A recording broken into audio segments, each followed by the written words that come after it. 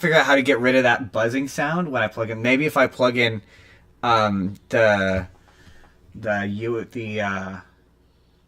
mic into the box via USB, then maybe it might work. But right now there's this like low level. I'll show you later when we're off stream. But let's see. Stupid camera, stupid stand, stupid everything. I don't like my. Point of this was I wanted a different setup, Justin, and this has failed me. I mean, that is completely fair.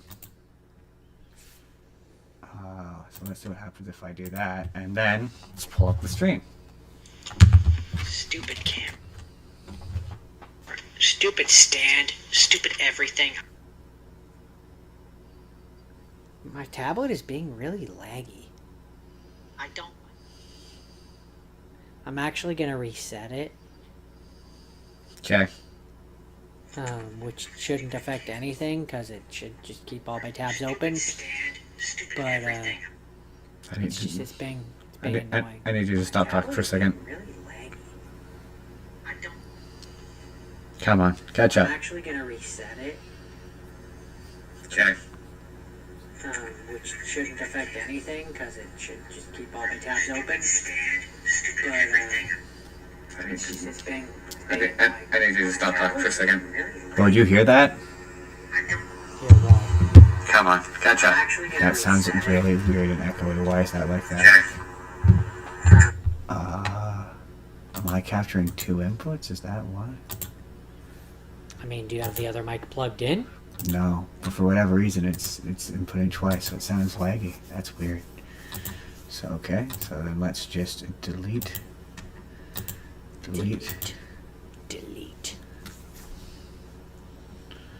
Okay. I need to get into a new tablet. Okay. Now let's see. Which shouldn't affect anything because it should just keep all the tabs open. I need you to stop talking for a second. Well, did you hear that? Okay. I need to get into a new tablet. This is why we do. Now let's see. Also, Justin, you say that the free moment makes one look obnoxious. I say it makes one look like more like a podcaster. Fair enough.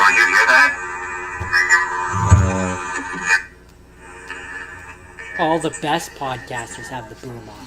It's true. Whoa, why is that? I say it makes one look like more like a podcaster.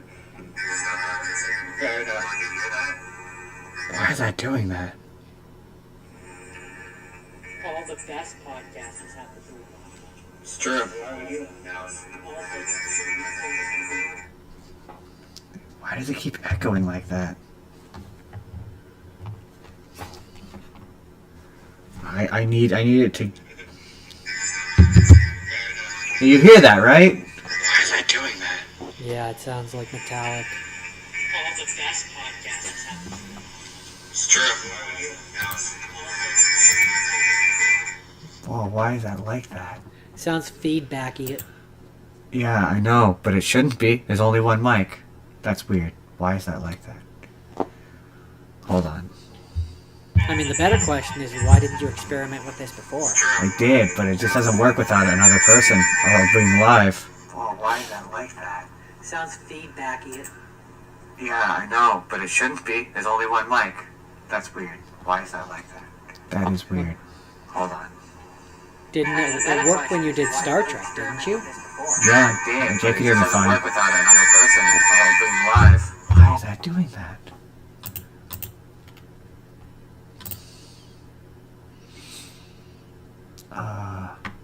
Okay. Mute that. Let's see what happens there. Why is that like that?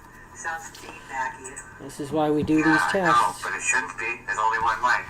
That's weird. Why is that like that? That is weird. Hold on.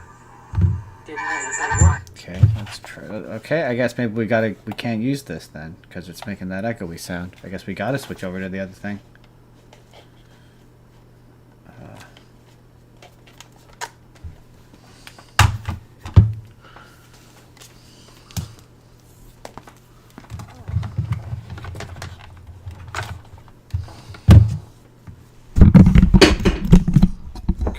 that fixes it.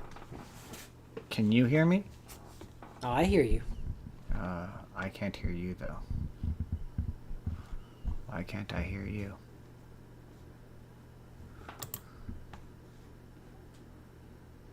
Oh, I know why I can't hear you.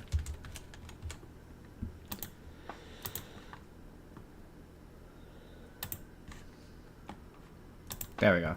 Okay, can you hear me now? When you did Star Trek, didn't you? Yeah. Oh, I know why I can't hear you. Okay, that sounds better. Okay then, we might. No, I got the sound working. I just disconnected it all for now, and so as near as I could tell, it was that thing that was making it sound echoey, but I don't know why because the other microphone is completely unplugged and turned off, so I don't know why it was making that pinging sound. I'm gonna probably need your help to figure it out, I guess, to make it work. That's okay. Bold experiment. Didn't end up working out. For this week, didn't end up working out. Just back to the drawing board. Anyway.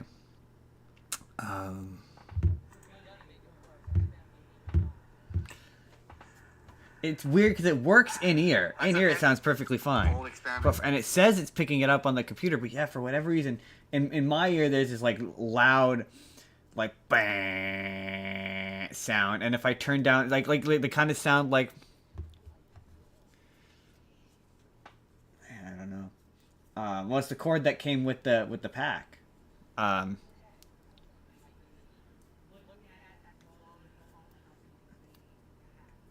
Yeah, but yeah, when I hook up the mic, the Yeti mic via auxiliary to the thing, it makes this obnoxious buzzing sound. And then yeah, when I do them separately, I didn't have this issue. I didn't.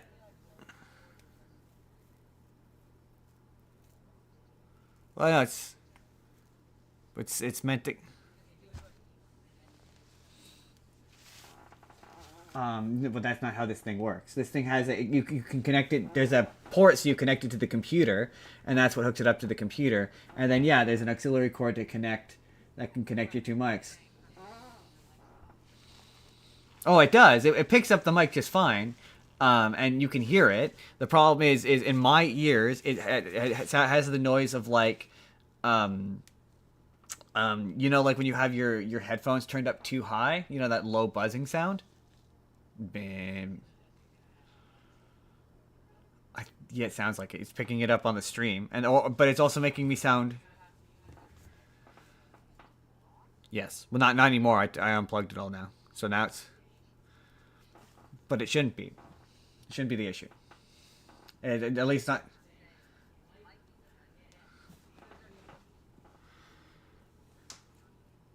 Well, no, the mic that it comes with has its own mic port.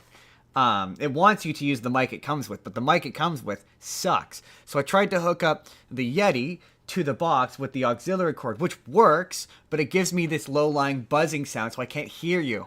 Hold on, let me finish. Let me finish.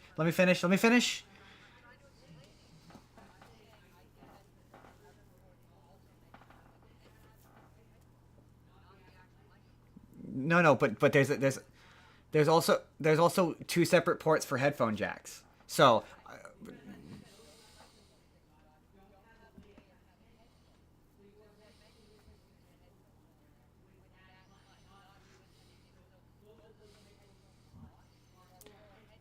yeah, yes. No, but there's specifically an auxiliary port though. Like there's specifically an auxiliary port that you can attach additional mics to. That's the idea. But it doesn't work. Well, at least not with the Yeti mic. It buzzes. Well, it works, but it has this buzzing sound that's annoying. So I tried, but it wouldn't affect what I'm hearing on this. What it sounds like is I need to have the sound down, but if I turn the sound down, then I can't hear you. Like, but it still picks me up. It's really weird. So I can turn this. It's yeah. I'm sure it's a matter of settings and having that correct. But it for whatever reason Zoom doesn't want to read it. It says that it's there, and it picks up half of it, so it'll allow me to listen, but it won't pick it up as a microphone for some reason. Like even when I used the other mic with Jake, he couldn't hear me with it. So yeah, I'll figure it out. Well, I'll experiment. I'll show you what I mean later. Anyway, well, we're just gonna go regular setup for today. Train of thought. What are we doing, Jordan? What are we doing here? I'm starting the show. I'm opening up my timer. Let's just double check the sound just one more time. For this week, didn't end up working anyway. Well, we're just gonna go regular. It's gonna be extra long YouTube preamble.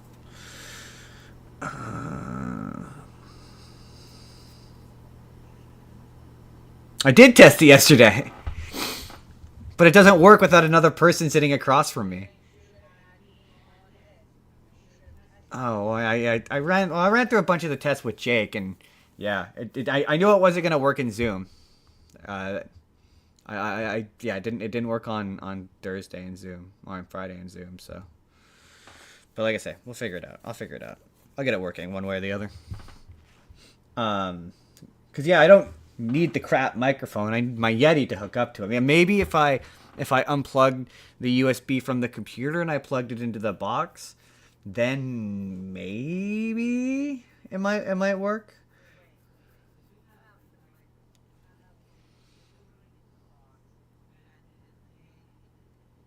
Yes. Well, no, because it should still work. Yes, I know, but I don't have it set up to run on the computer when I'm using the box. I have it run to set up on the box. That's why you can't hear me, because it's run to set up on the box. You know when you can't hear me? That's because I've switched it over to run through the box. So it gives me two options to run it. Right. No, but I need the USB plugged in. But yeah, no, I need the USB plugged. And I just was gonna say, I need it plugged in. Maybe if I plugged into the box with it, yeah, that's why I'm saying maybe if I unplug it from the computer into the box, it might work. We'll see. I'll try that later. There's a chance it might work then, but even then, I'm not sure. No, but you don't know. Anyway, it doesn't matter. Okay. Okay.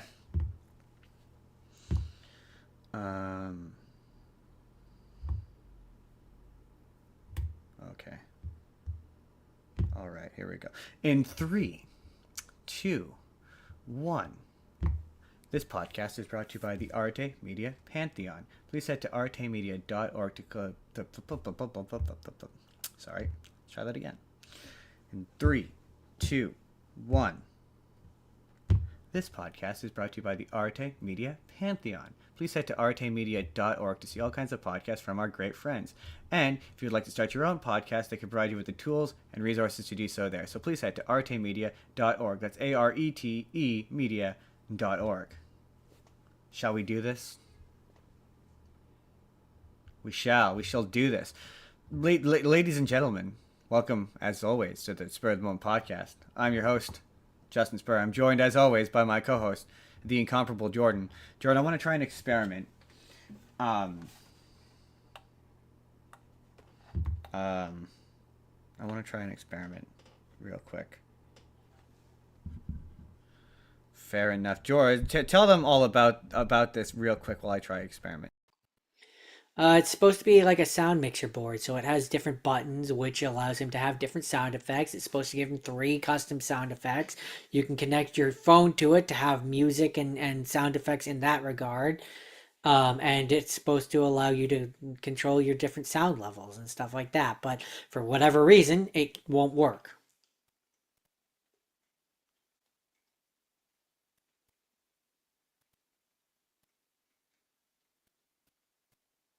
I thought we were done experimenting.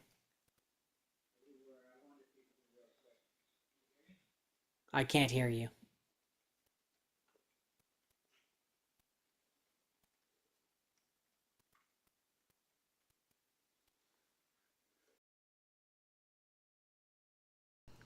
I also hate having money wasted. Okay. I thought maybe if I unplugged the USB, so it was... You still don't hear me. Microphone. I thought that maybe if I disconnected the USB from the back real quick, and then I just had it connected via auxiliary, that might work. Because I also hate having money be wasted. But that was my last ditch attempt at an experiment. We will further experiment later. On today's show, next week we'll have cool sound effects, I swear. On today's show, starting off the news, we're going to talk more Avengers trailers, because it just seems like we're going to be talking Avengers trailer till we all die. Really, it's just an update on a trailer we talked about last week. Kevin Smith announced a new Jay and Silent Bob movie, who might be Mother Gothel, Jackass 5, who's going to be Entangled, you've never heard of them, who is going to be playing Miss Piggy, The Simpsons retired a character, Jack Black is going to be a Marvel villain in something, and who's going to replace Kathleen Kennedy. And then later, we got 4 actors. We're going to compare them against each other, and we're going to be like, who would win in a death battle? Jordan didn't know that was part of this. I've decided now that at the end of this, we're going to pit them in a hypothetical battle royale, and we're going to watch as Zac Efron probably wins. I mean, it's in the thumbnail and the title. There's several images of. Why did they think I put several images of shirtless Zac Efron into the thumbnail, Jordan?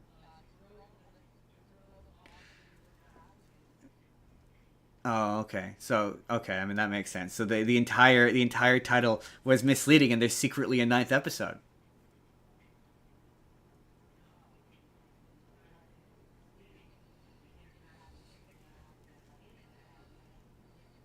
Oh, I understand. I didn't. I very much picked Bill Murray and Robert Pattison.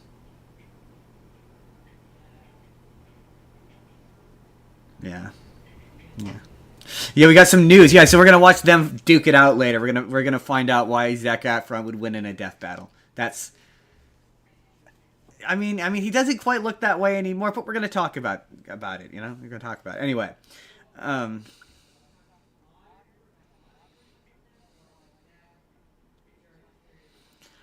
I feel like it's all of the roles of the movies that we are talking about today, all fighting each other. So it's gonna be Baywatch Zac Efron at the end of it.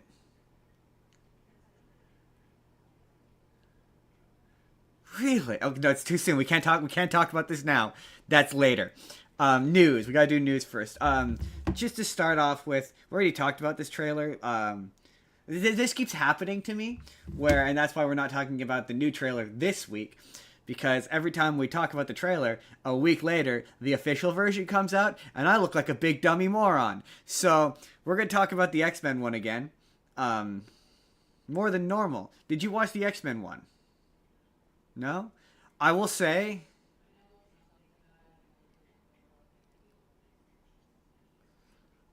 I won't describe it to you, but what I will say, well, I mean, did you see the,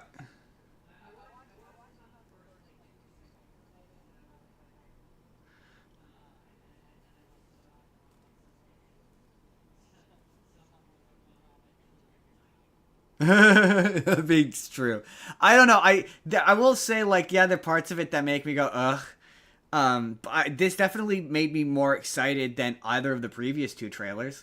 Like, it made me 1,000 times more excited than Captain America theoretically coming back, because I was like, yeah, I don't want to give it away, but there's a bit with Cyclops in the trailer that is really cool.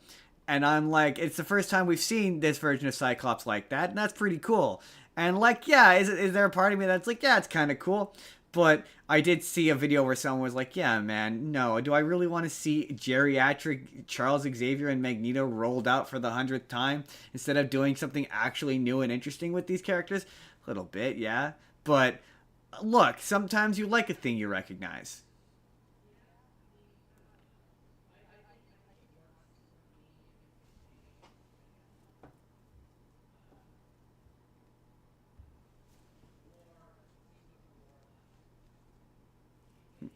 No, you had Secret War.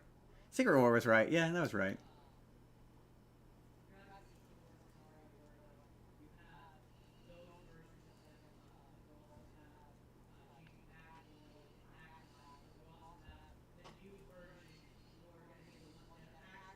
Yeah, then that'd be kind of neat.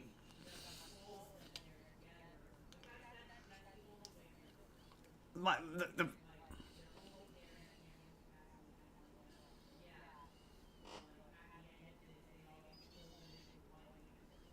I mean, I would say it's probably going to be based on the fact that they're a focal point of one of the trailers. It sort of sounds like they're all going to team up. Like it's going to kind of be like a end game in the sense that like there's going to be different squads, as it were, of the different heroes. So, but yeah, we're gonna actually maybe we'll do that. Maybe we'll do that story next because people are guessing deaths, based on news that we're going to talk about later.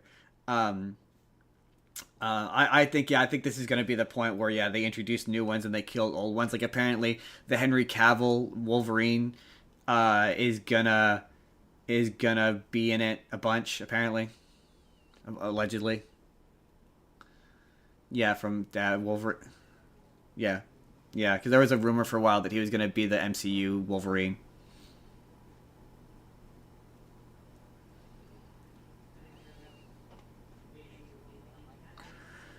I'd have to see more. I'd have to see more for me to.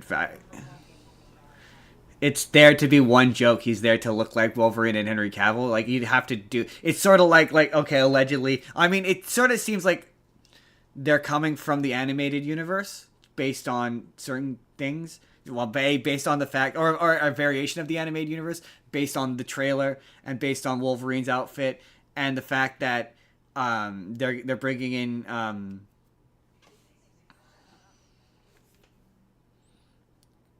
I I could believe it. It's been it's been a minute since I've seen it, but I could believe that was a thing.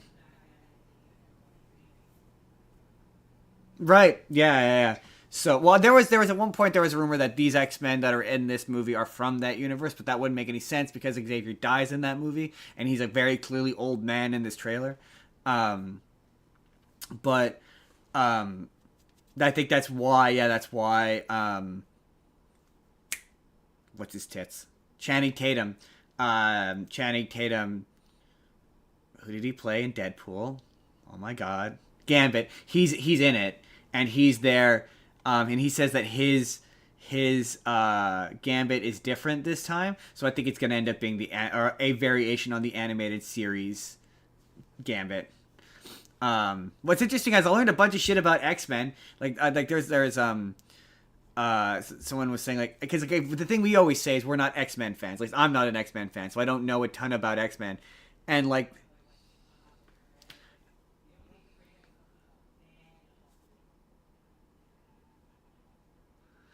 fair enough, but there's a lot of people who are X Men fans who are like the movies are super frustrating because they like lock Rogue and these characters into a particular point in the comics where they haven't been, and like yeah, since like the '90s. So apparently, um, Rogue hasn't had Miss Marvel's powers for like literal decades, and she's been able to control the power absorption thing for like ever, and she's apparently married to Gambit.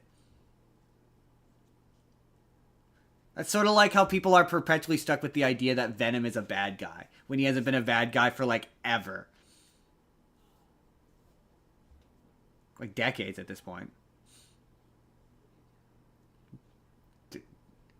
Well, no, he was before that in the '90s when like that whole Lethal Protector thing. There was a whole bit in the '90s where he was Eddie Brock and a good guy explicitly. Well, anti-hero. Yeah.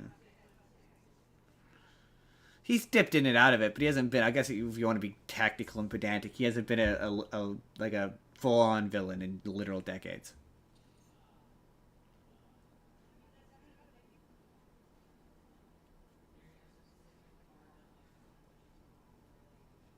Yeah, absolutely. You're not wrong. I am gonna swap this around so I can pull up the. Hold on. Oh, this is the thing about this stupid. Oh yeah, I wanted to. I meant to do a comment response. We'll dip in. We'll take a brief time out from the news so I can bring up some comments because I meant to do that sooner. One pertains to uh, Poison Ivy, and Batman. We're gonna keep it all. We're gonna keep how we can. We're gonna keep them all together. Yeah, but basically it was something to the effect of, I'm paraphrasing, but it was something to the effect of, we said that, oh, at least she looks right. That was in reference. Yeah, and then I co-opted on it. I tagged it. Yeah, I said, yeah, at least she looks right. She looks. I know. I think I started it by saying at least she looks like Poison Ivy. So the at least she looks right is in reference to the absolute Joker who looks wrong. Like, not even like, oh, they've taken a creative leap with the character or they've done something different. He doesn't even look like a clown. I saw someone try to justify the bad design decision by being like, oh, well, yeah, it's a different take. Yeah, but his name is Joker. Joker. As in clown. Like, sure. He looks like a freakish, oh, see, this was clever when Cthulhu, monster. Lovecraftian. He looks like a weird Lovecraftian nightmare. Like, he doesn't look like a clown. Like, yeah, like, the best example is like the Batman cartoon. He's got dreadlocks. Like, that's a creative choice. Or like Heath Ledger, or like Jared Leto and his god awful tattoos. Like, those are choices. He looks like Joker, but you've made choices with the character. This doesn't look like Joker. Like that's what we mean when we say at least she looks right. Yeah, she looks different. The costume looks different. The design looks different. There's elements to her that makes her look different. But she still looks like Poison Ivy.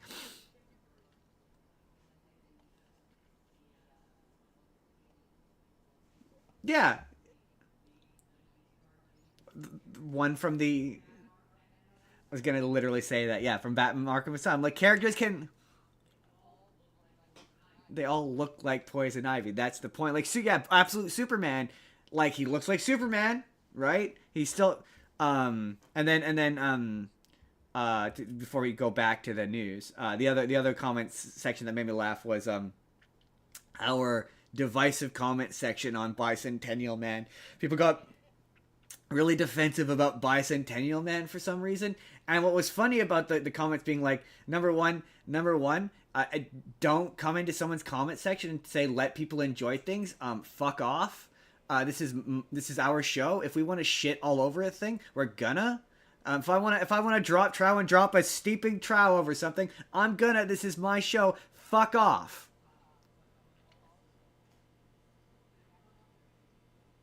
We were also nice to that movie.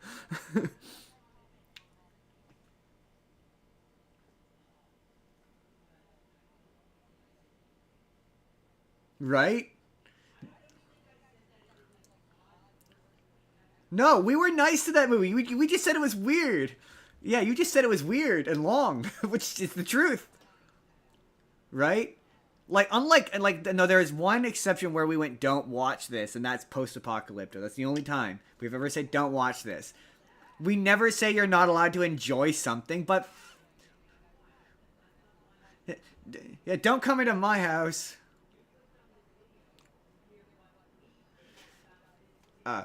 You clicked on the video because you saw the title that Robin Williams didn't like this, and Robin Williams didn't like this movie, which he didn't.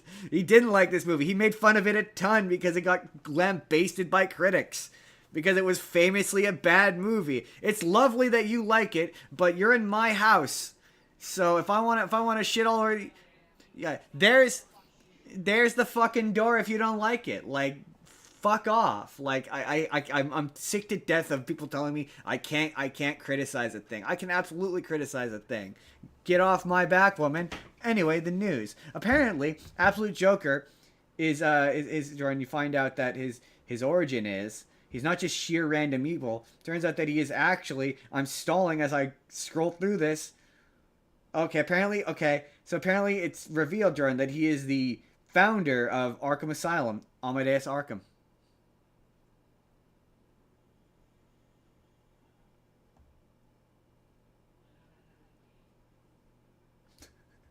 Apparently that is a character in this universe. I mean, it kind of makes sense that Arkham would have been founded by someone.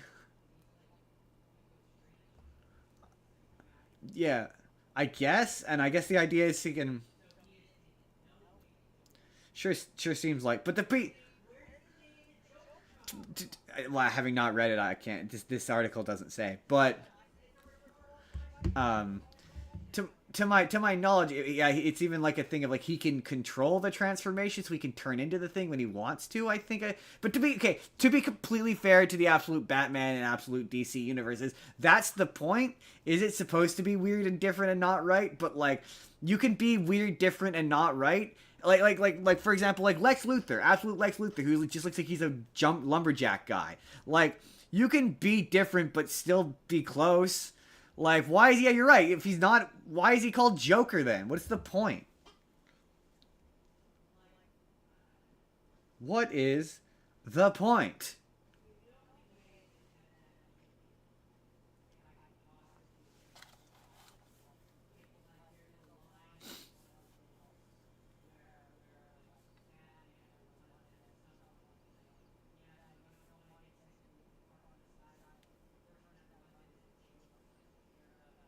Okay, sure, why not?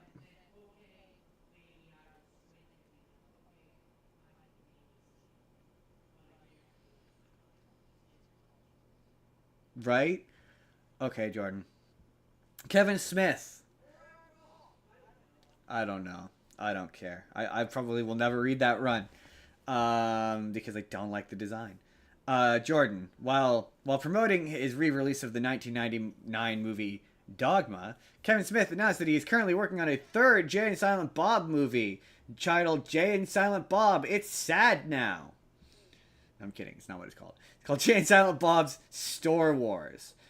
Because to remind you all, those of you who may technically they technically own a dispensary beside the Quickie Mart now. Yeah, but they own. You find out in, I think it's the Jay and Silent Bob reboot, that part of their investment is, yeah, they opened up a totally legal dispensary beside the Quick Stop, and so this movie is now. They own this dispensary, and a rival dispensary is open across the street, and it's Spy versus Spy. It's a stoner comedy where it's Jay and Silent Bob against this rival store, which, like, that actually sounds fun, and that it sounds exactly the kind of shit. Like, Jay and Silent Bob is kind of funny in the sense that, like, he did market them, but, like, not as much as he should have. But also,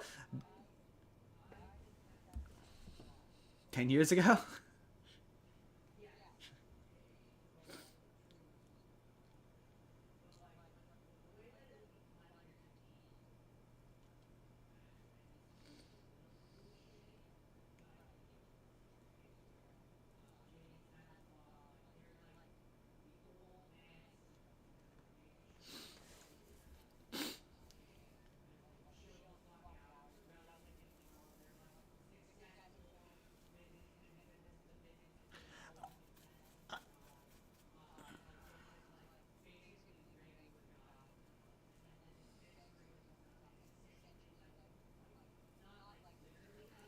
It's them.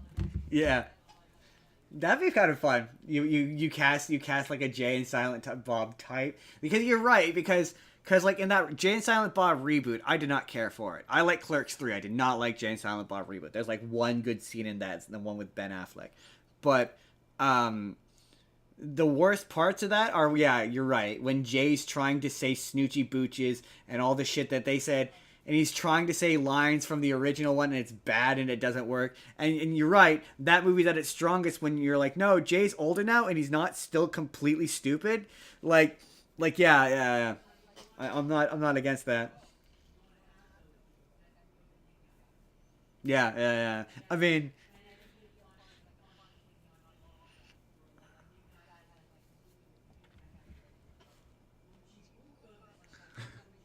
equally stupid. And don't don't make the rival guys your daughter, Kevin. Don't do it. Don't do it, please. No one wants that.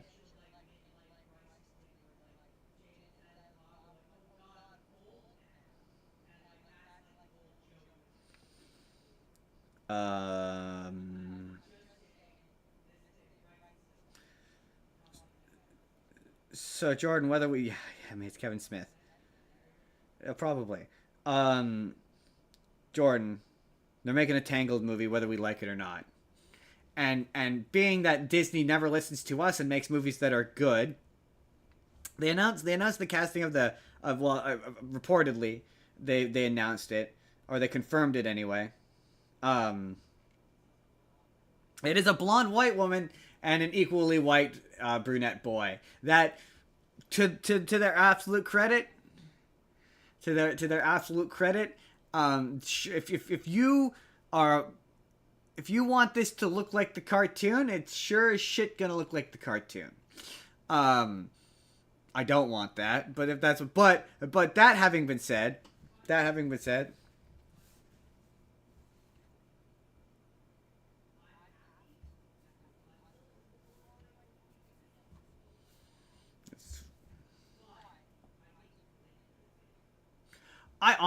I guess, but honestly, um, I know. Look, it's gonna make the racist big mad if you're like, well, honestly, I think it would have been more interesting if Rapunzel was a person of color, but her hair. Hold on, hold on. But her hair still turns blonde. So it's still like bright blonde, and it would not look right. And then you can emphasize that it's because the thing about the Tangled is that the hair is supposed to be magical. So if it was like a I'm not saying it's like black, but maybe an Asian or a Hispanic woman, and her hair was like bright blonde, it would contrast and it would make the thing look more magic. But yes, I definitely understand the inclination to cast a blonde haired white woman. But no, what's interesting to me is this is not the first time this rumor has come up.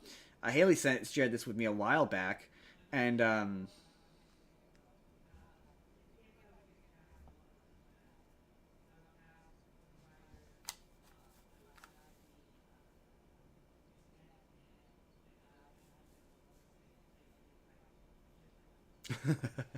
would be funny.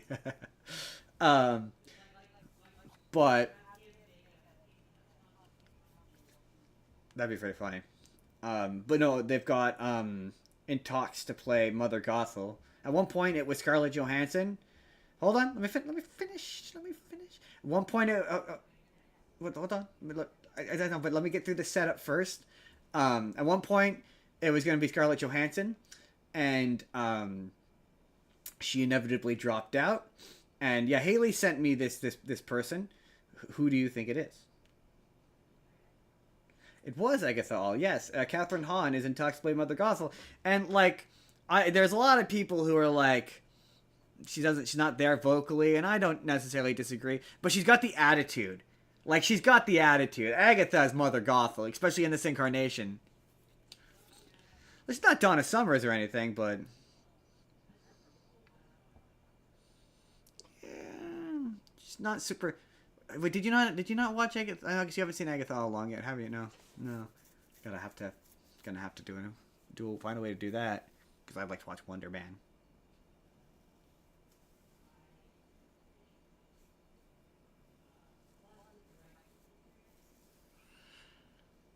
Maybe. Look, all the people I'd want to do it are too old. Like, I love Patti LuPone or anyone with some but like to me for that role, for Mother Knows Best, you need like a real solid Broadway voice to really carry that role.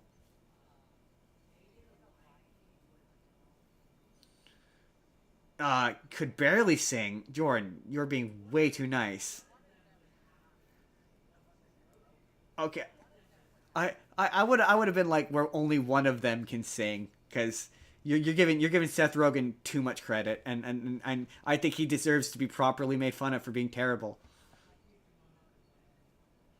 Ah, see, Timon has earned enough of my respect as a character to be separate from Pumbaa, but I understand why you would punch them together. Um.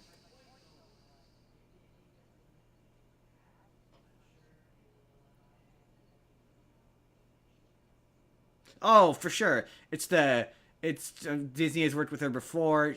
They like her. They will absolutely. I meant to bring this up at the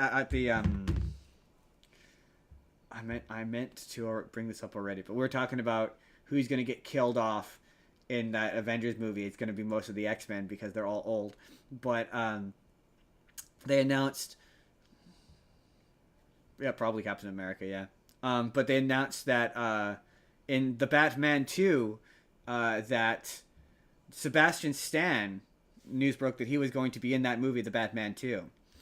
And I haven't seen anything official as to what. I've seen a few things that like claim to be official, of who he's playing. So I'm not 100% sure. So this is gonna mostly be speculation. Until next week, until a couple weeks from now, where it's officially confirmed. But before we get into who it is and your guesses on who it is, you'll never guess what the first thing all Marvel fans said when they found out that news. Oh, obviously, Bucky's gonna die. Bucky's gonna die. He's dead. I mean, he really seemed kind of foot half in the last two Marvel things he was in anyway. So like he's a character that's just big enough, that is just central enough, but the actor's just foot out enough that you could like he's Oscar nominated. He's on his way out. He's the kind of character who's just like he's like Rhodey. He's like killing off Rhodey, where it's like, yeah, it would be a big deal, but also not a big deal at the same time.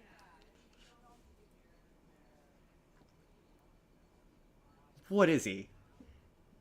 Not really. They like they but they didn't really, because like that show goes out of its way, and the subsequent movie goes out of its way to have both Sam and Bucky be like, but we're not really friends. We were both friends with Steve, and that's where the relationship kind of ended. So like he's in like one scene in Captain America 4, and yeah, he's in The Defenders, which was supposed to be a movie that was built around him, and he seems so, I don't know, disinterested, like half out in it. Like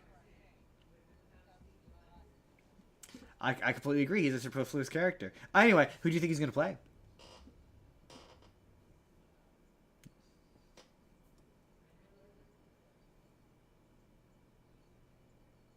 Yes, and technically Joker was also in the first one.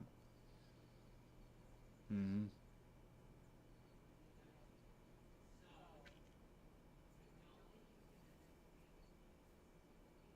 Penguin was also in the first one. He also had a television show that I talked about on this show, famously played by Colin Farrell. Wow, nailed it out the gate. It's absolutely two-faced. Because is that because it's the most boring answer you could possibly think of?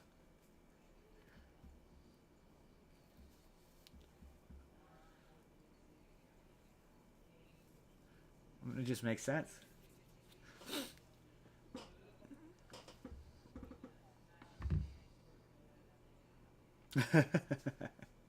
Technically, I would say it's more like one quarter of a man, because he still had all four arms, three other arms. My thing is, I saw someone say this, and I agree with the sentiment where they were like, "Yeah, when you do Batman realistically, you really can only do like three villains," and it's like, yeah, no, I'm not really interested in Two Face. We did Two Face already. I'm good. I don't want to do it again. I'm not really all that interested.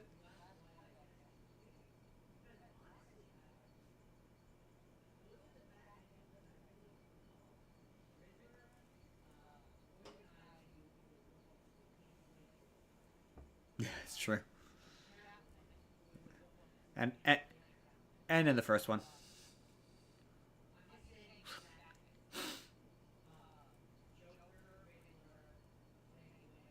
hey, he could have been Scarface.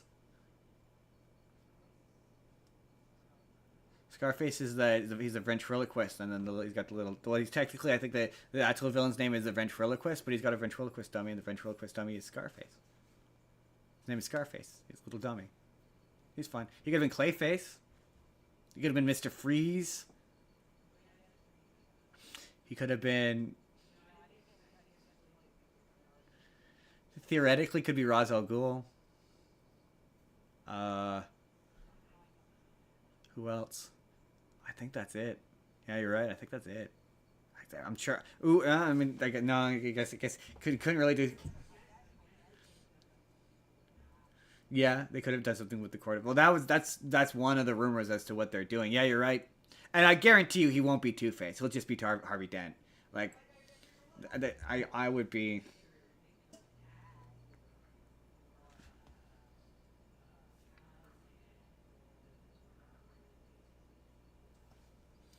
I mean, Condiment King, duh.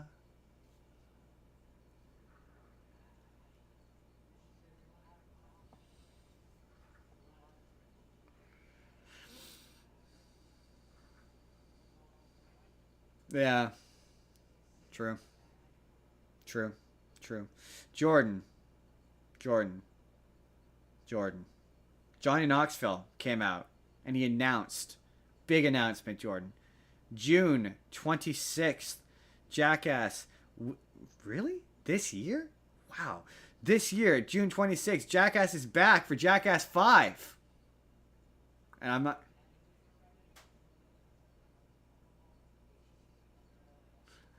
Yes, but that's what makes it fun now. Several of them nearly killed themselves, yeah. Well, but the last one was the one kind. I mean, to be fair, I like the last. Here's the thing with Jackass, everybody. I like all of them. So yeah, but I don't know if you recall, Jordan, but in the last one, they started introducing new cast members and they started doing a like next generation thing. And so like I'm down with that. If like yeah no, do I think Steve-O and Johnny Knoxville should be doing this shit? Like I think Knoxville in particular, yeah, he took a bull shot in the last one and he nearly died. So like something horrible like that. It was really funny because they brought back Fear Factor and he hosts it now, which is really funny. Um, but yeah,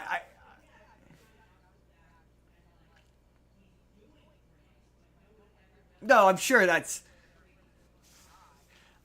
Oh, pranks is different. Like I don't. Yeah, I don't foresee. I think Steve-O's insane, so I'm pretty sure he's gonna die doing a stunt. But I don't foresee like the older guys doing stunts. But they'll be around. They'll be involved in it. No, but like that was kind of what the fourth one was about. There was times in that movie. Man, I'm gonna have to watch the fourth one again.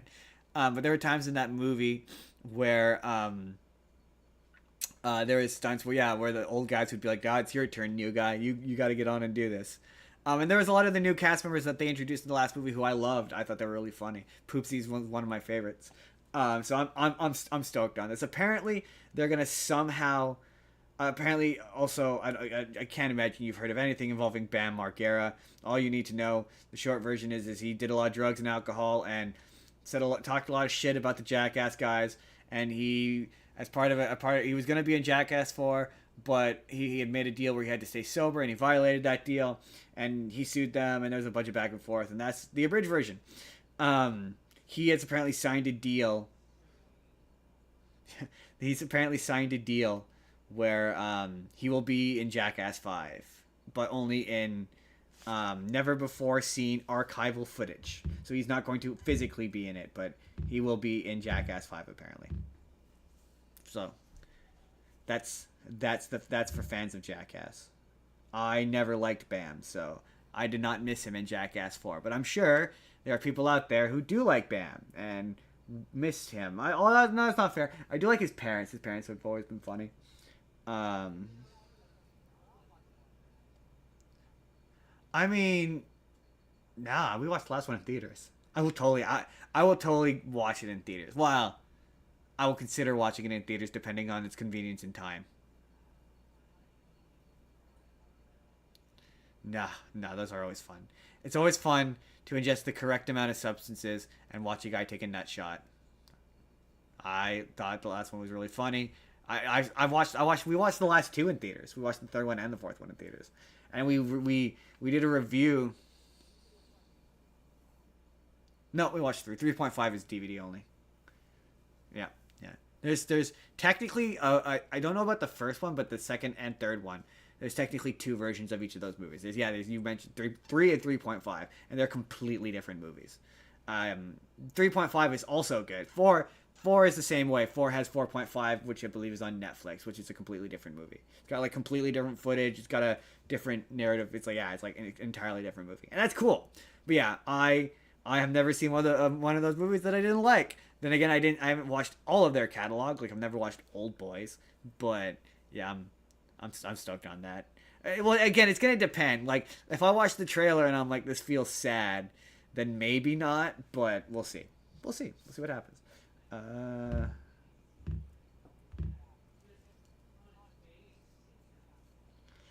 Jordan, Emma Stone has finally broken her silence on who will be playing Miss Piggy. Now, Jordan, I know that you're gonna want to take guesses as to who might be playing Miss Piggy in that upcoming Miss Piggy movie, Jordan. And normally I'd have you guess, but how dare you even question who would be playing Miss Piggy? Obviously, Miss Piggy is going to be playing Miss Piggy. Get out.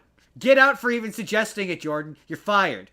You're fired. That was rude. That was rude for suggesting that anyone other than Miss Piggy would be playing Miss Piggy. I will not have her name dragged through the mud like that.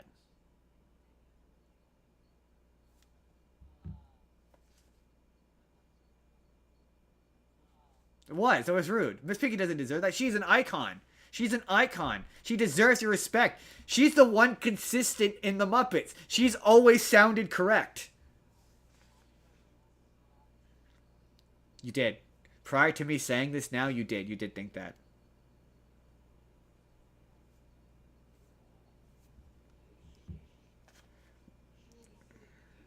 But this is what Emma Stone said, okay? He said, "First of all, that is the biggest insult to Miss Piggy I have ever heard, and I will not have her name dragged through the mud like that. Why would I play a literal star?" she added. "And no, I'm not playing Miss Piggy, and of course, neither is Jen. We pale in comparison. Are you out of your mind? Miss Piggy is playing Miss Piggy. She would be storming out right now at the mere suggestion." So Jordan, obviously. But that just tell Jordan, that just tells me immediately that the two correct women are producing a Miss Piggy movie. That's good. That's Emma Stone and Jennifer Lawrence, who I'm guessing will also probably be in it as well. That is fun. I'm looking forward to that. I'm cutting that because I forgot to watch the trailer.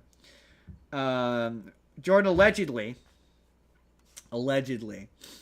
the Kathleen Kennedy, everyone's favorite Star Wars producer, Jordan, who, may I remind you, produced good things that people like. She is retiring, leaving her position as head of Lucasfilms, and theoretically making Star Wars better for angry little nerds on the internet. But Jordan, because angry little nerds on the internet are never happy, and by angry little nerds I mean Star Wars fans, because Star Wars fans are never happy, Jordan. Jordan, who will be taking over is Dave Filoni, and I don't know how to pronounce his name, but I'm going to try Linwin Brennan. They are expected to take on expanded roles at the studio. And the reason why I'm like Star Wars fans are never happy is because there's a switch up happening on Dave Filoni, where people are complaining about Dave Filoni and saying that Dave Filoni ruined Star Wars.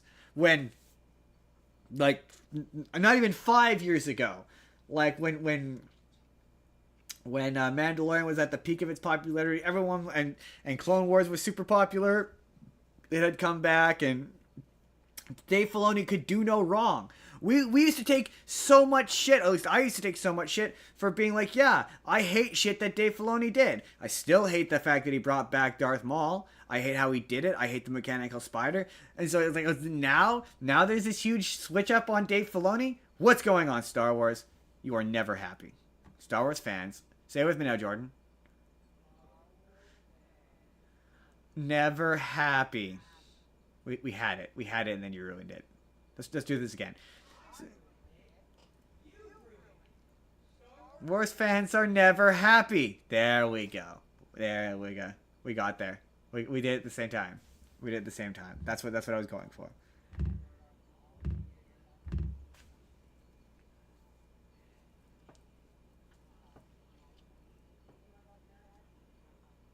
Yeah, I'm kind of the same way. I'm pretty excited for that Darth Maul show, and he's still cool. But he still also has the worst cameo in the history of cameos. Like I dare you to name a worse cameo than his cameo in Solo. There isn't one. It doesn't exist. Like, okay, in the comments you're gonna probably tell me one, and I'm gonna respond to each of them being like no, because him showing up in Solo is incoherent if you don't watch Star Wars. Like if you only watch the movies, it is incoherent. You're like, wait, didn't he get sliced in half and fall down a hole? The movie knows it's incoherent because he has to light his lightsaber so you know he's Darth Maul. It's bad. It's the worst, like the worst cameo. I don't think there's a worse one. Also, dummies in the audience wreck. No, because you specifically see that's the double-edged one. So it's like,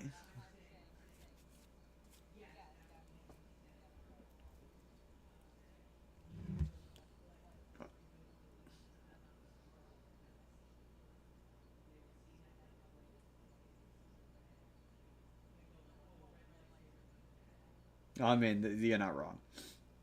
Jordan, The Simpsons.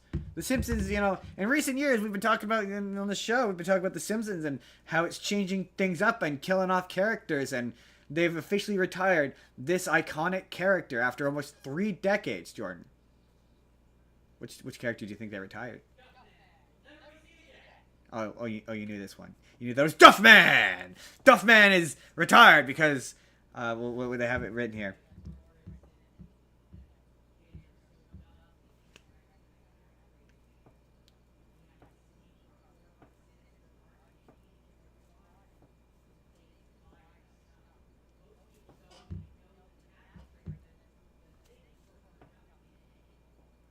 You're pretty close. It's actually the Duff Corporation has retired the character forever. All the forms of advertising are now passe. Corporate spokesmen, print ads, TV spots. Today's kids can't even sing the jingles, which is like, I feel like that's not true because there's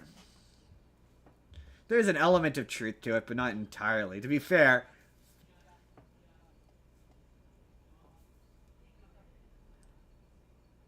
no, that's not true. They got rid of the clown because he was treated similar. It was a lawsuit thing, but it's because he was treated similarly to the Marlboro Man, and the idea of selling stuff that is inherently bad to kids became bad, actually. That's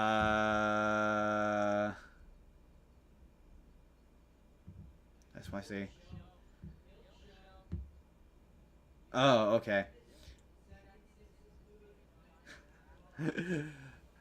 Okay, so it's funny. I did see this story somewhere else. I saw a clip of this somewhere else, and okay, again, digging at comingsoon.net, but I okay. So the article is Jack Black almost played a villain in a beloved superhero movie, and so like when I read that, the reason why I included it because I was like, oh yeah, in a Marvel movie or a DC movie, but no, it's not a Marvel or a DC movie. He at one point was, I'm not gonna make you guess because you're never gonna guess it. He initially passed on playing Syndrome in The Incredibles, which he regrets. I don't think we have. I cannot recall. I cannot. Oh yeah, well it popped up as a clip on my TikTok of him talking about it, and like, no, even in 2001, when Jack Black is not JB, flipping would have to be different, and with the story intent that they have, I just don't.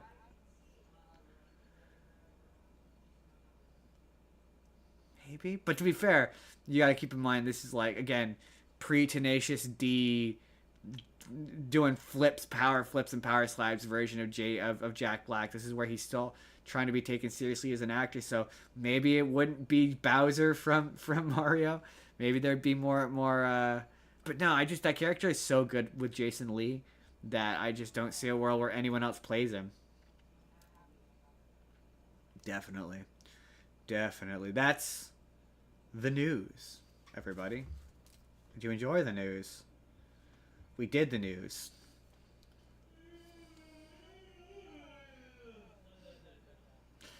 Today's show is brought to you, as always, by We're pushing hard for Wild Education. Click the link in the description to support them. Won't somebody think of the animals? And also, on Thursday, I don't know if the show is live or if he pre-records it and posts it later, but in the event that it is live, I will be on Down the Middle, the network's pro wrestling podcast, talking about John Cena. And,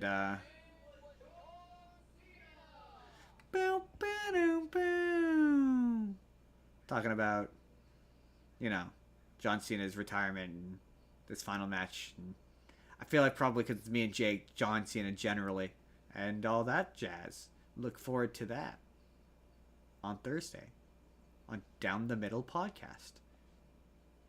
On today's show, in the second half, I like a little segment I call Pick an Actor.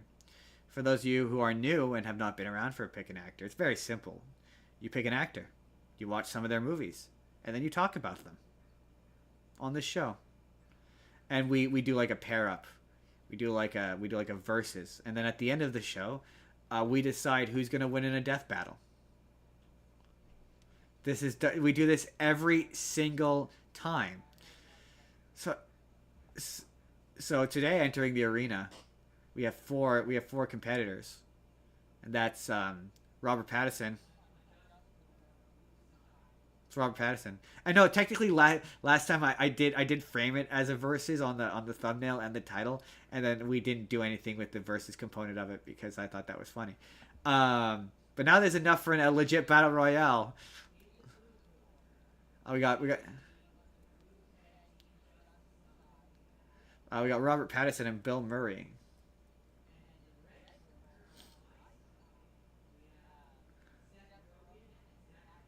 Yeah, we're going to probably be saying a lot more nicer things about Jordan's side than mine.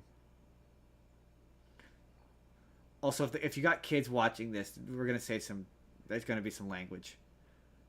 This is going places. It's true, and we don't censor. Until later, when we Google whether or not something is a slur, and then we censor the slur in a video later. Because sometimes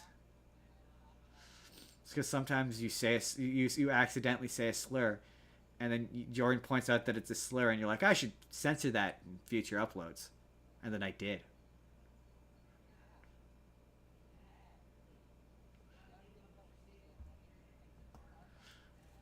Yeah, not wrong. Jordan, what's your first thing?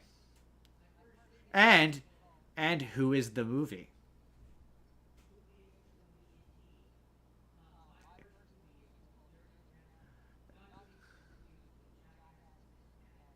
So that is Seth Rogen. And by Seth Rogen, I meant Zac Efron. I said Seth Rogen, but I meant to say Zac Efron because I knew that Zac Efron was in that movie. Yeah, that movie's weird. It's...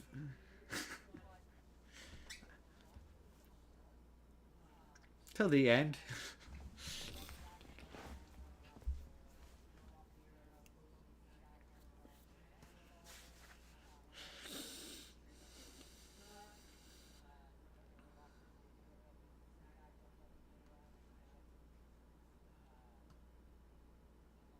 Florida.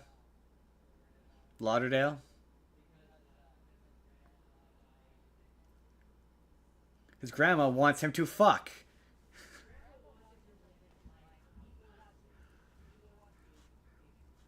He wants to fuck. One of my favorite lines is I want to fuck. This is the way he says it. Boy, howdy does he vote what was definitely not a college girl.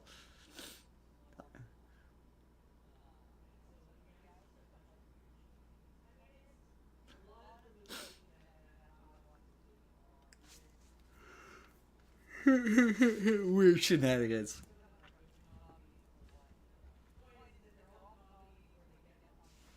They get up to shenanigans.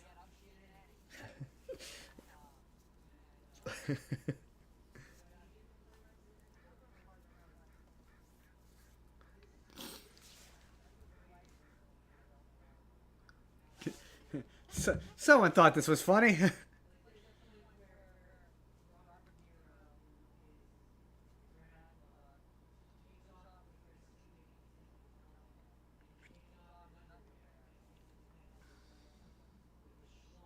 But we all know.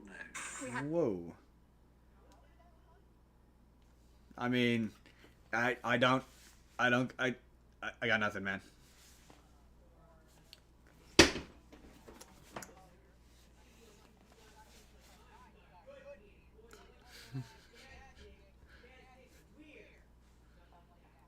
That's weird.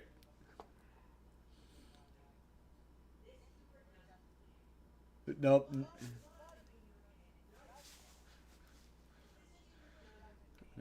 This humor's not landing with me.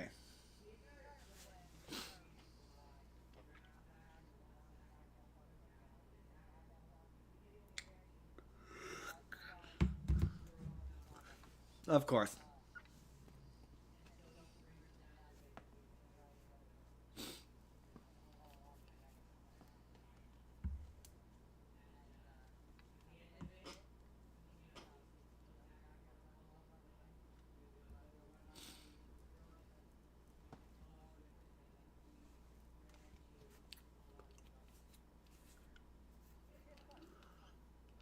It's a road trip movie with Zac Efron and Robert De Niro. Bob Robertson De Niro. Dirty Grandpa, Zac Efron. Jordan. My first one, and the entire reason for this episode, because I decided I wanted to watch this movie for some reason. It's a movie called Larger Than Life from the 1990s, starring Mr. Bill Murray. Bill Murray. Stars Bill Murray. This is a Bill Murray one. We're starting with Bill Murray. And this movie kind of felt a little like, I don't know his name. I should have looked it up. Definitely. Yeah, definitely. Oh yeah. So first entry into the Battle Royale is Zac Efron from from Dirty Grandpa. And isn't he a weenie in that movie? Yeah, okay. Okay. Okay, fair enough. Yeah, so this is Bill Murray from from the 90s, and this movie feels a lot like I wish I could remember his name. Um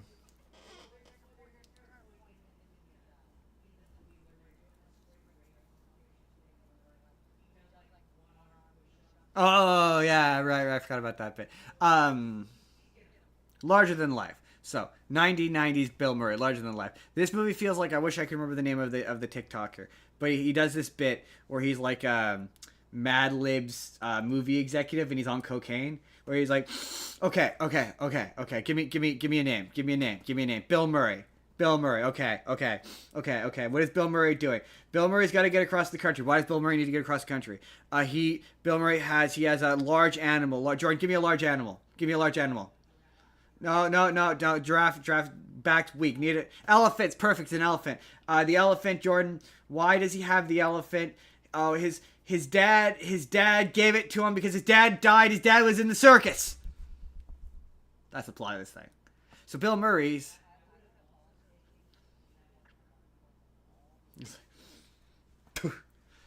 elephant. All right, that's what this movie feels like. The movie feels like Mad Libs the movie, just like filling in.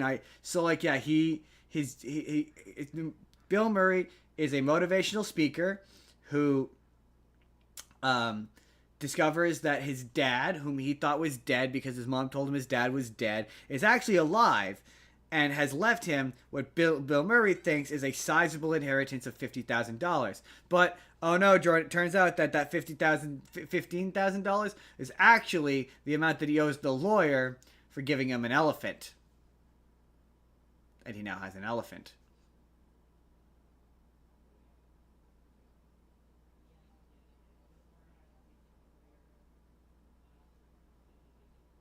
Yep, that's the plot of the movie. And so he's trying to go across country to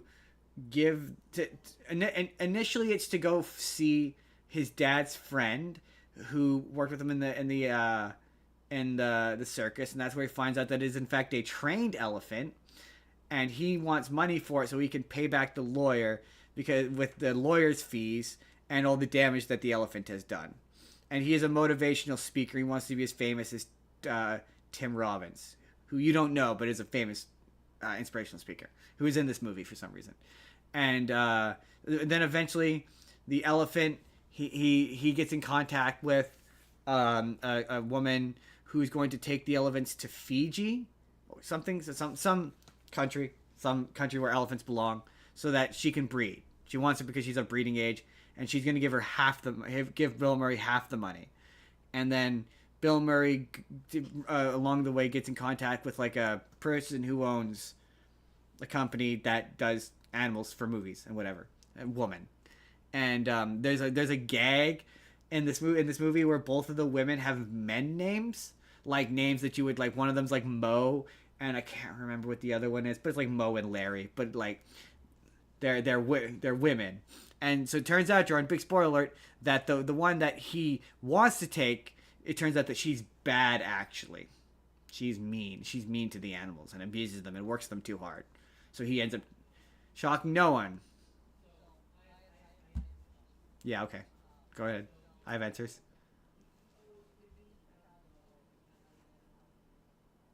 Yes. In lawyer's fees to a lawyer.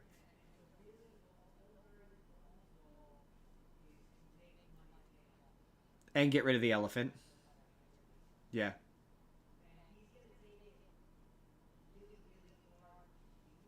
Yeah, because yeah.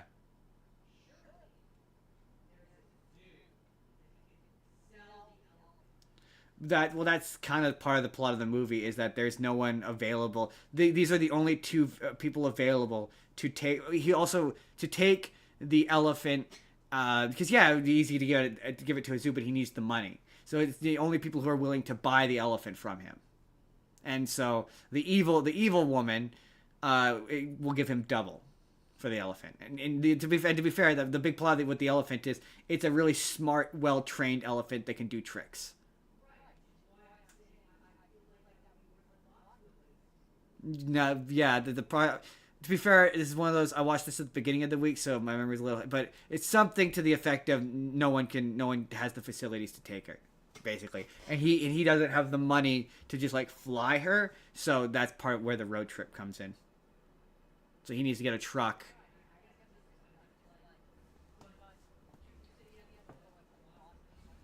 Yeah, there was not. Yeah, no, not taking not like he could absolutely give the elephant away to a zoo that I'm sure would probably take it. Also, they're in a part of the country. They're in a part of the country where they just didn't have the facilities. They say there's a reason why he has to take it to this particular person. They say it. I don't remember specifically what it is, but it has something to do with like not having the facilities. Or I think the plot part of it is that the money is they're not willing to give him because there's a scene where he's calling around, and that's how he winds up with getting in contact with Mo, is he's trying to find someone to sell the elephant to for $15,000, and none of them have the budget for it, and she's willing to give him like $10,000 or something like that, which is not enough. So that's why he goes to the evil chick.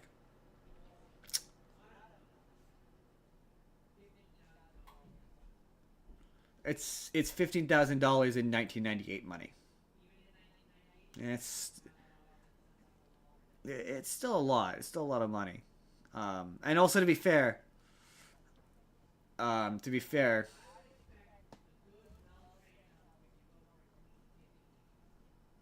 again, 1990. That's today's money. In 1990, that's really expensive. I mean, you can't sell elephants anymore. That's also the big part of it. You can't sell elephants.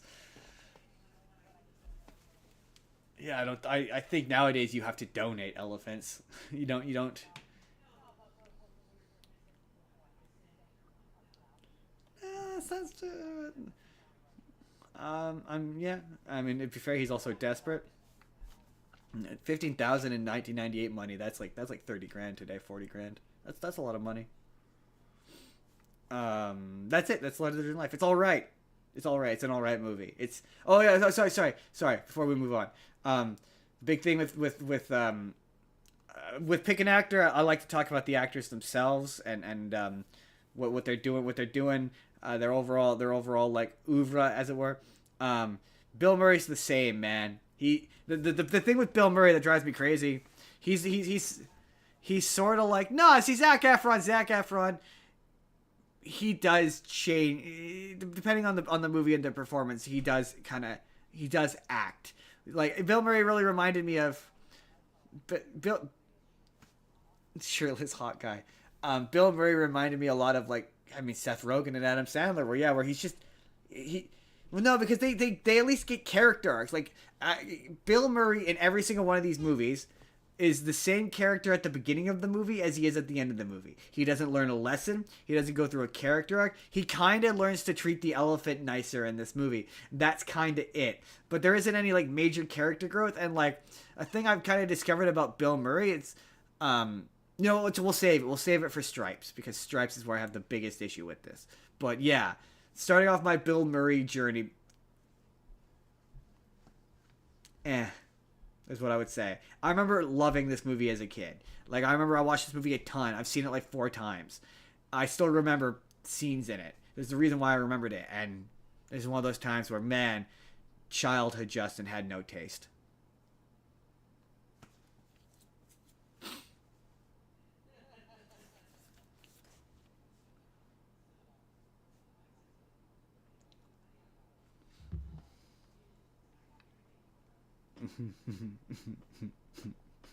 This is the movie where Seth Rogen learned to smoke weed. It is, yeah. That's where he met Seth Rogen. That's where Kevin Smith met Seth Rogen. Did you not know that Kevin Smith directed it? Oh, sorry, no, this is where Kevin Smith learned to smoke weed. I said this is where he learned to smoke weed. That was in reference to Kevin Smith. This is where Kevin Smith learned to smoke weed. Yeah, he met... Yes. He wrote it, I think? Or helped? No, maybe he... I'm pretty sure he wrote it. He wrote it. He thought this was going to be a big hit, and it wasn't. It bombed and flopped horribly. Which is unfair, because this movie's really funny. And he edited it. Yeah, it was really... It also technically takes place in the View Askew-verse.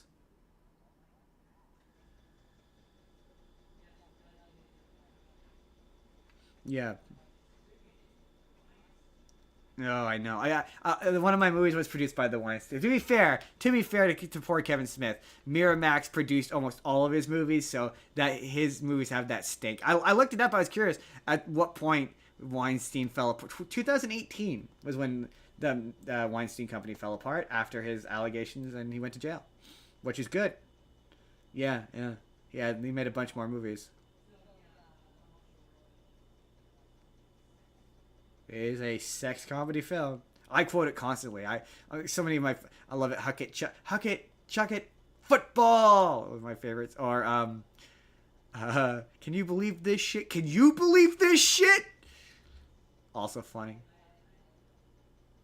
It's solid. But yes, and you can't say it because they're inappropriate. The Star Horse. What do you know about the Star Horse? You ain't never been to no Star Wars.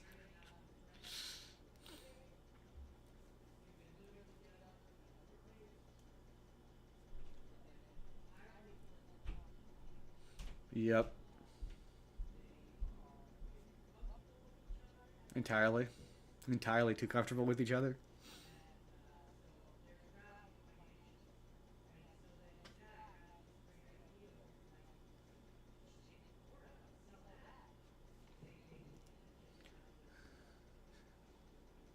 Yeah.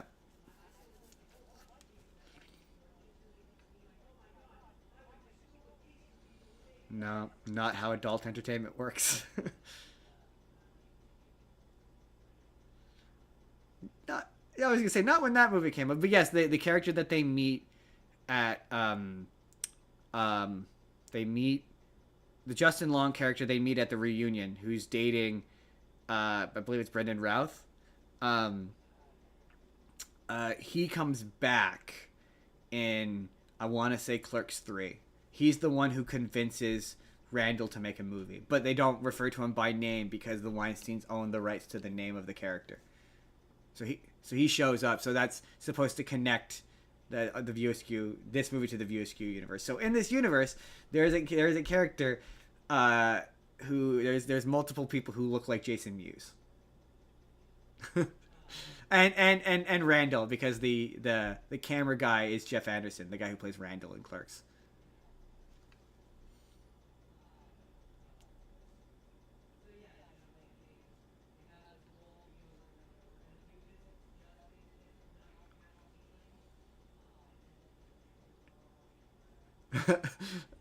They have exceptionally boring sex on camera.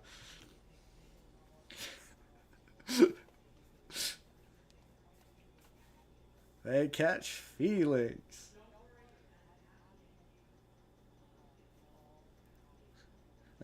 This again. There's so many good moments in that. I mean, my favorite scene is still the football guy coming in while they're filming. So funny. Again, so funny. The double Dutch rudder. The double Dutch rudder. Like, to me, this is easily. I don't get me wrong. I love Jay and Silent Bob. I love Clerks. I love Jason Mewes. This is easily my favorite Jason Mewes movie. Like, I think he is so unintentionally like he's got so many genuinely great lines where it's just not, he's just Jason Mewes. Like, I think it's the most acting he ever does in one of these, in a movie I've ever seen him in. I love him in this movie. I love Lester. Lester's so funny. I think they call him Lester. Do they call him Lester the Molester? Or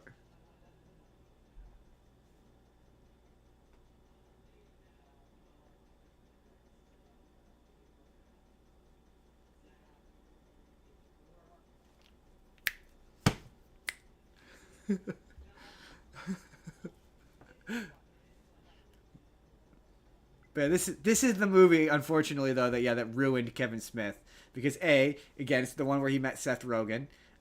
B, it bombed horribly, so I'm pretty sure this is the last one that he kind of put in theaters. That's when he started doing the, I'm gonna tour them around, I'm gonna self-finance them, so you never get to see them ever, sort of style of how he produces his movies now. This was the one that, like, broke him, basically. He went on this, like, rampage. If you ever see in a movie him going after a critic or complaining about critics, this is the one. This is the reason.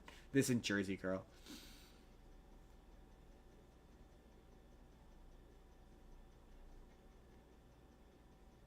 Yep.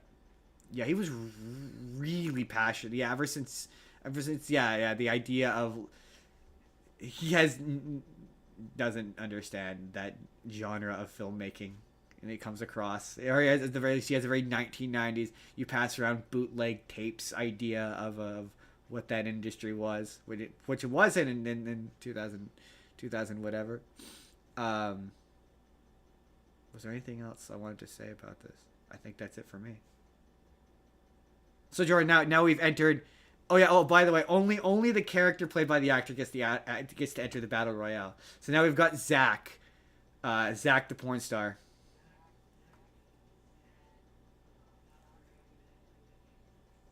Yeah, yeah, yeah. He's entered the battle royale. Thus far, although I don't know. No, you know what? In this list, I think so. I think he was still fat Seth Rogen at that point. He hadn't slimmed down. Honestly, to be fair, I kind of, as I'm coming up with this concept, I'm realizing who's on my list, and I know I said Seth Rogen, but not Seth Rogen. Zac Efron is gonna come out on top because he's jacked and has muscles, but I'm rethinking that. As this is going on. I can assure you, it's not gonna be Bill Murray. Bill Murray is not walking out on top of this. I'm just telling you right now.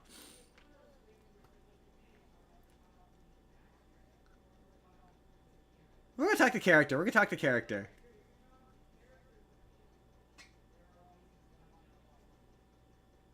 I mean, we're talking a pure physical altercation. We're talking a pure physical altercation. They have to fight each other physically.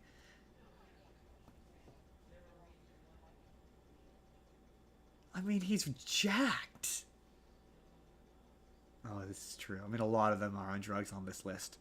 So I just don't think it's going to be Bill Murray or Seth Rogen walking away from this.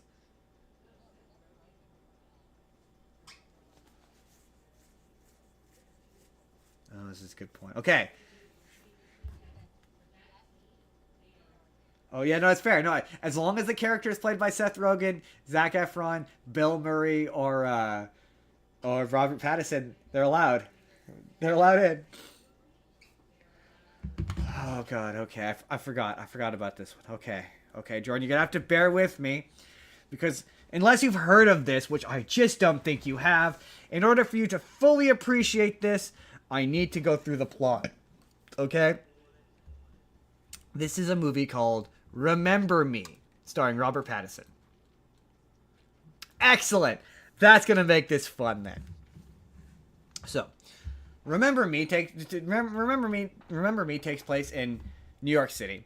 Stars Robert Pattison, and do you remember Once Upon a Time?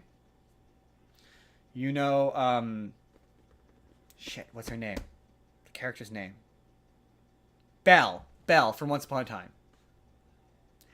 The pretty one, yeah. She's in this. She's the love interest. It's got Pierce Brosnan is in it, and they are all doing the worst American accents I have ever heard. Pierce Brosnan's is laughably bad. It's, why are these characters American? There's no reason for these characters to be American. These characters could just as easily be the language, the place they're actually from, British. Because all these people are British. Every single one of them. So the movie starts with the Belle from Once Upon a Time. I don't remember the character's name. We see her mom gets mugged and killed. But I don't know. This is gonna sound insensitive, but it's comedic, and it's because she gets mugged. Like the criminal steals her purse. The criminal is of course Hispanic. Steals her purse, and runs onto, because they're on the this above ground subway that New York has. Yeah, they're at one of those stations, and the guy steals her purse, runs onto the train, and then the train leaves, and then he comes back, the door's open, and he shoots the mom and kills her. For seemingly no reason other than to provide this character with a tragic backstory. And so then the movie, you see Chris Cooper, who is the maniacal laugh from the Muppet movie. The bad guy from the Muppet movie, Evil Oil Baron.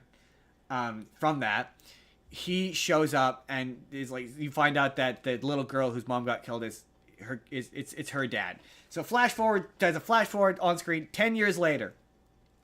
And the movie is now about Robert Pattison. That doesn't show the little girl. No idea who the little girl was. Not remotely there.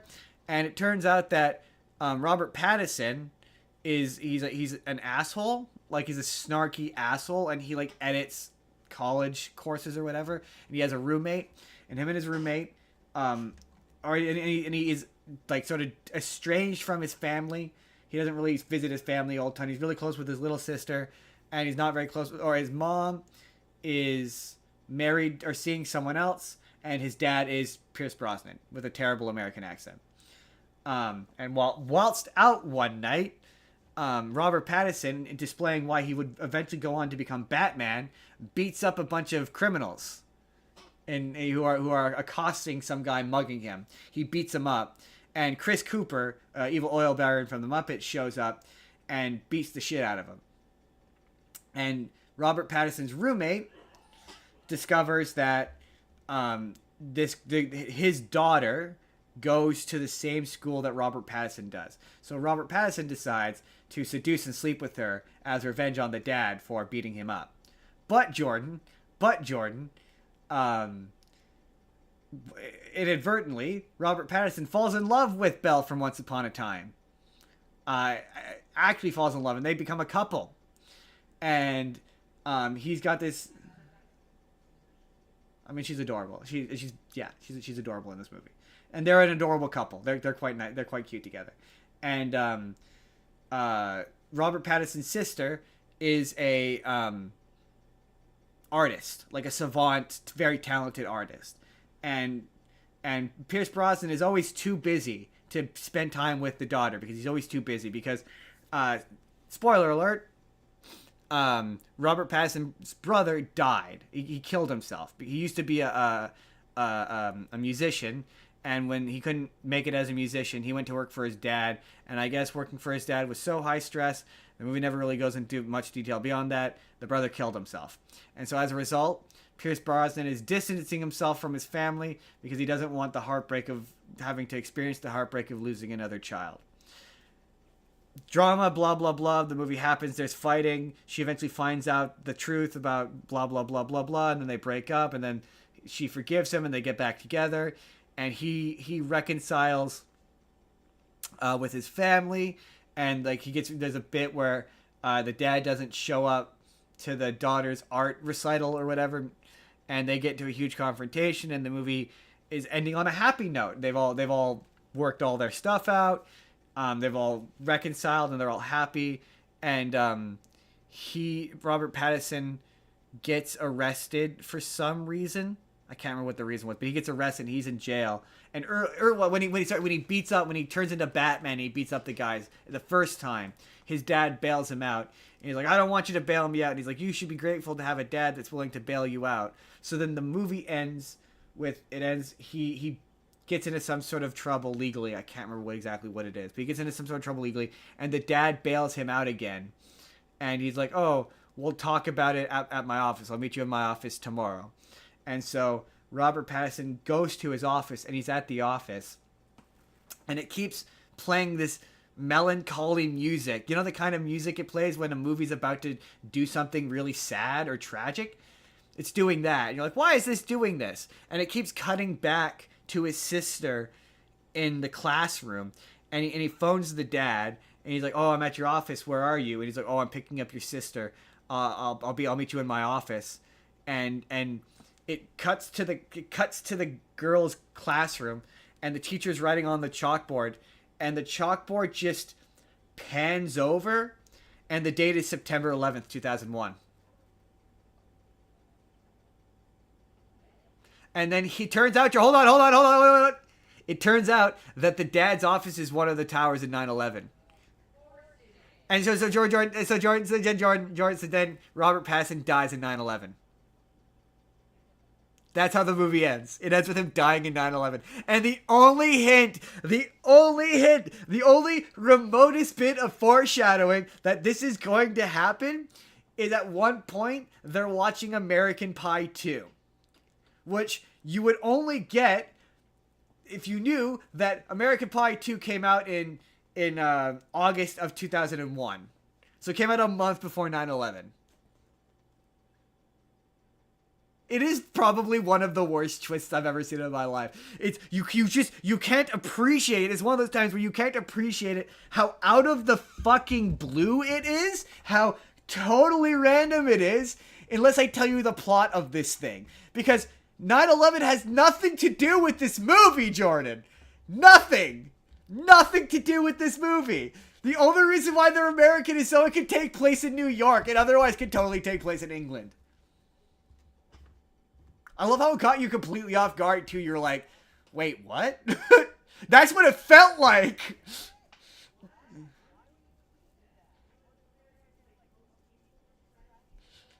It's the way they do it too. No, I'm not even exaggerating. It literally, it shows the chalkboard and then it slowly pans over and it shows the date.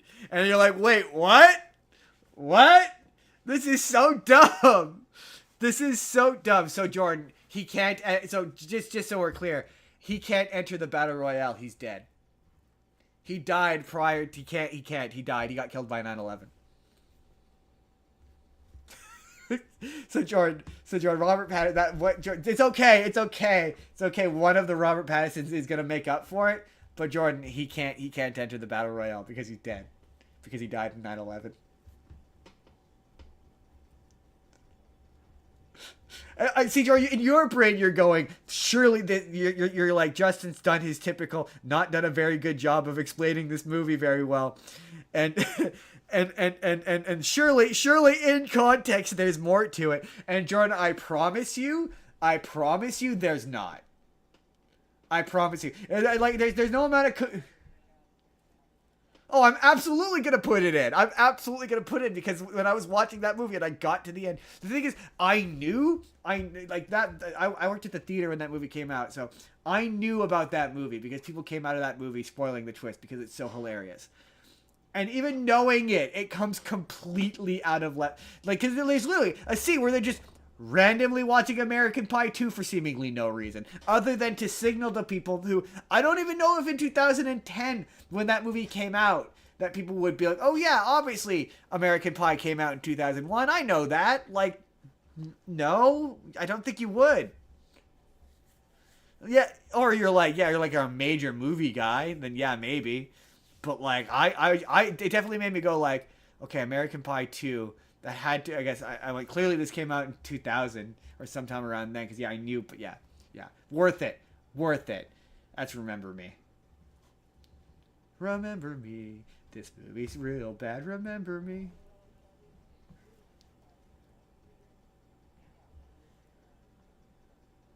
Shh, don't, no spoilers.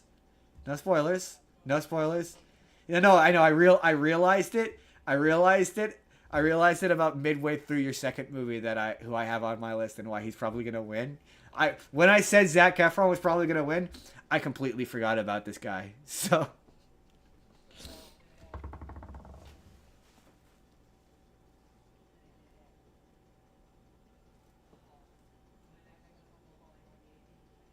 I love this movie. This movie is one of those. It's severely underrated. It's way funnier than it has any right to be. I don't typically like Adam Devine all that much, but him and Zac Efron have great chemistry. Like, this is the kind of movie where this should be a franchise. The fact that they have not made a second one is a travesty. Because I would watch these two guys in any scenario. Like, Mike and Dave go on a European vacation. Mike and Dave go to Florida. Like, there should be an entire run of Mike and Dave movies.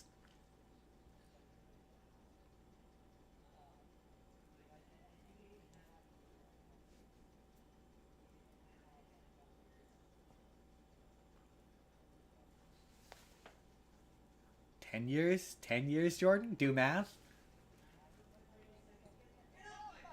Do math.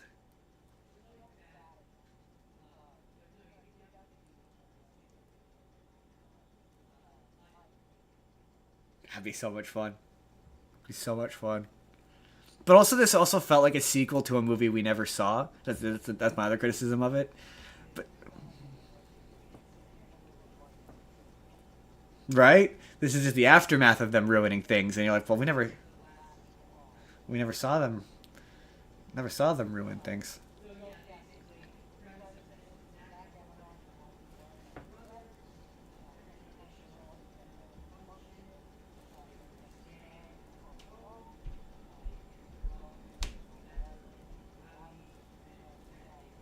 Also, this also has Aubrey Plaza in it for some reason.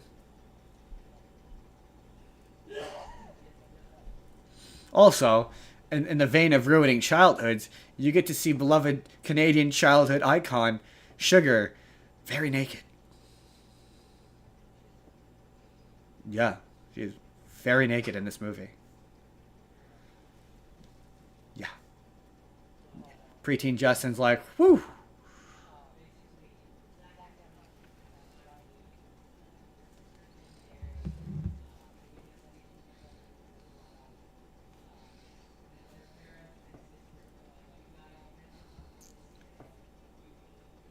If anyone ever would be, yeah, it's a destination wedding, I'd be like, I'm not going then. Can't afford it.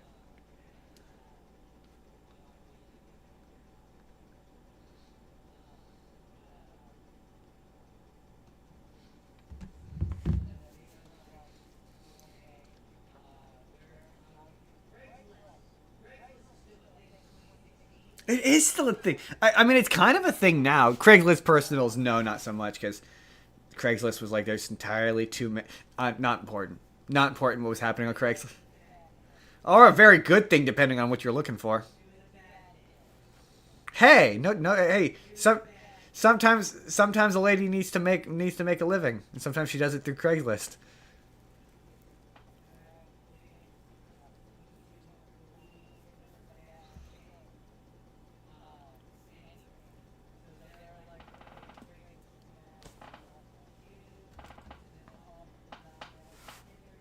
Oh yeah, I forgot I had.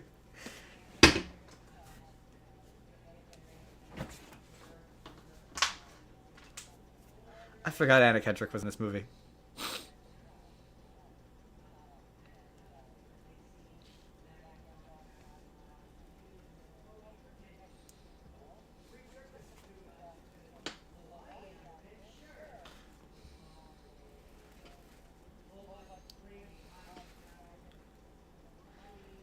Is this one of those? Is this one of those ones where they try to be like Anna Kendrick is mean? They every time they try to do Anna Kendrick is mean, I'm like, I'm sorry, Anna Kendrick, your face is too cute for you to be mean. I feel that way about Pitch Perfect.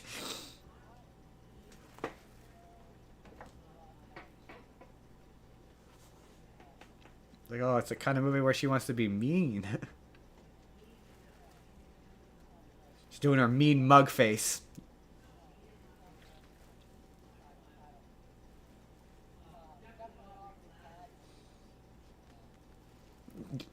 She's just Aubrey Plaza. I've never seen a movie where she isn't just Aubrey Plaza.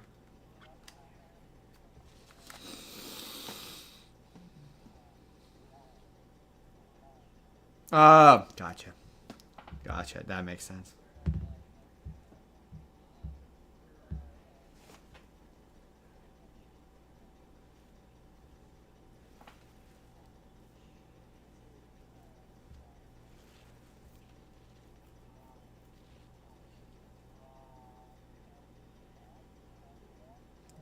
LSD?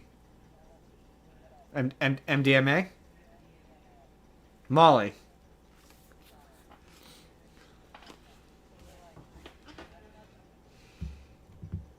I mean, I suppose that's true. Yeah, I guess when I mean, I mean like, yeah, the best example I can think of, Pitch Perfect, where she tries to be like, I'm rude or whatever, and you're like, this just doesn't work for you, Anna Kendrick. You're too cute. Really? Oh, guess we're gonna have to find a way.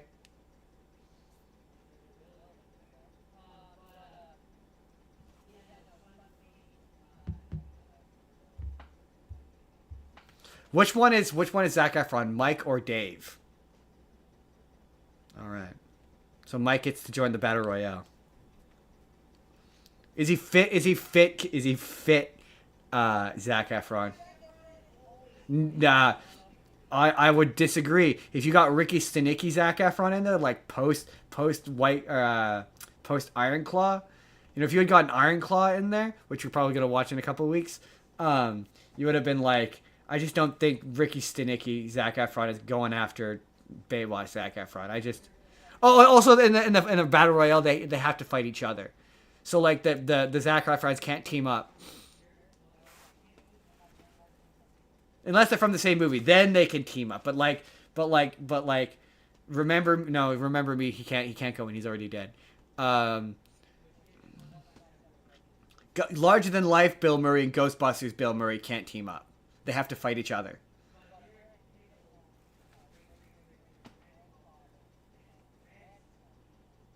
Yeah, right. Well, I guess no. Maybe we can form alliances. Maybe we'll allow for alliances because I mean, like, why wouldn't?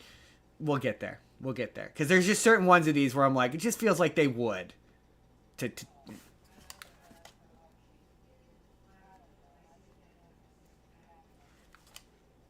I would assume. He does not have a six-pack in Ricky Stenicki, though. That's what I'm saying. But he does in this. Yeah, the entry's in this. George.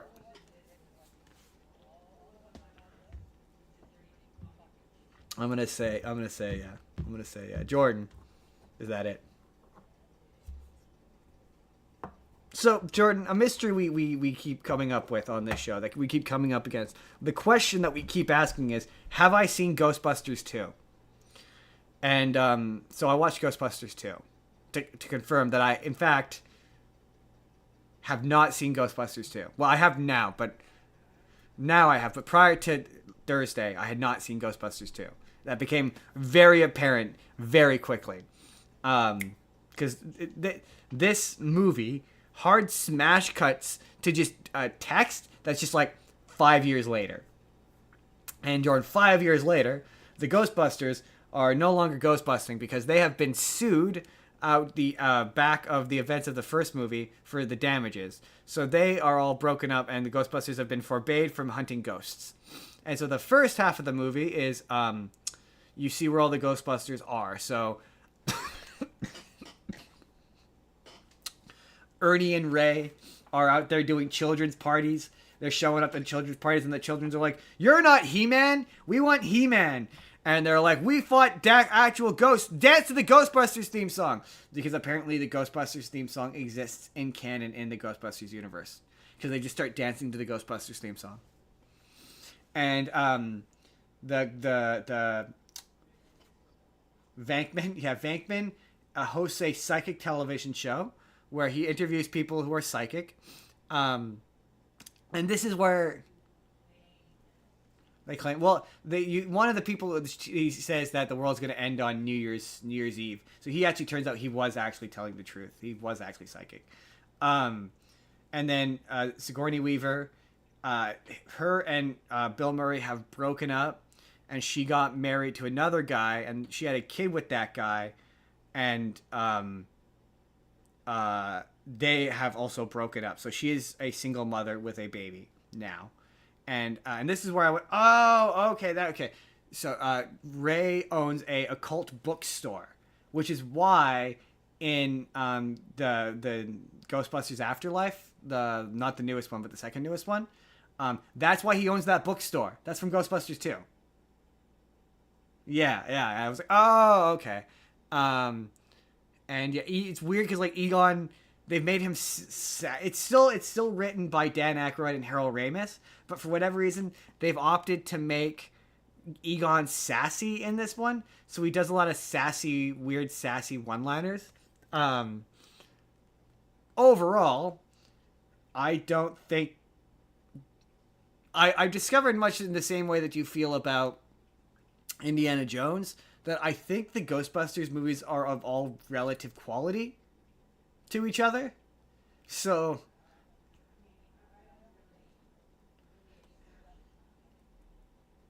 it's like, is it good? No. But is it bad? No.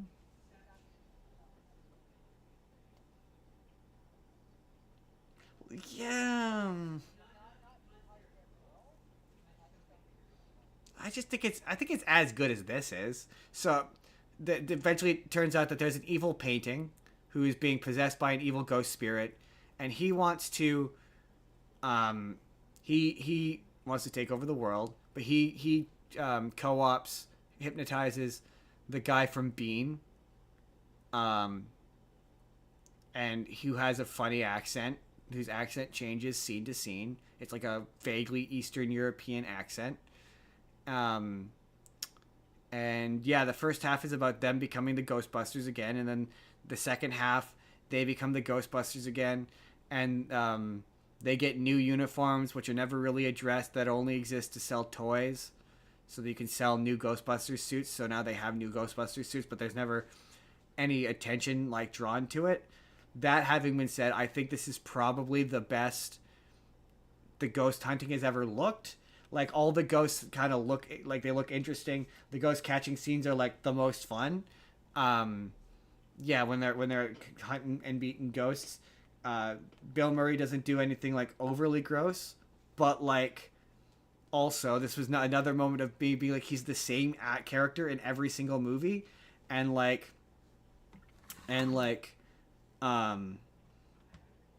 he's just. Yeah, okay, I'm going to save this rant. I just don't find him to be very charming or funny or good looking or interesting. I don't understand, like, what about him is appealing. this character I kind of at least get. Like, people pointed that out about the first one. Like, the larger than life one I kind of got a little bit, but like in that one he has a fiance.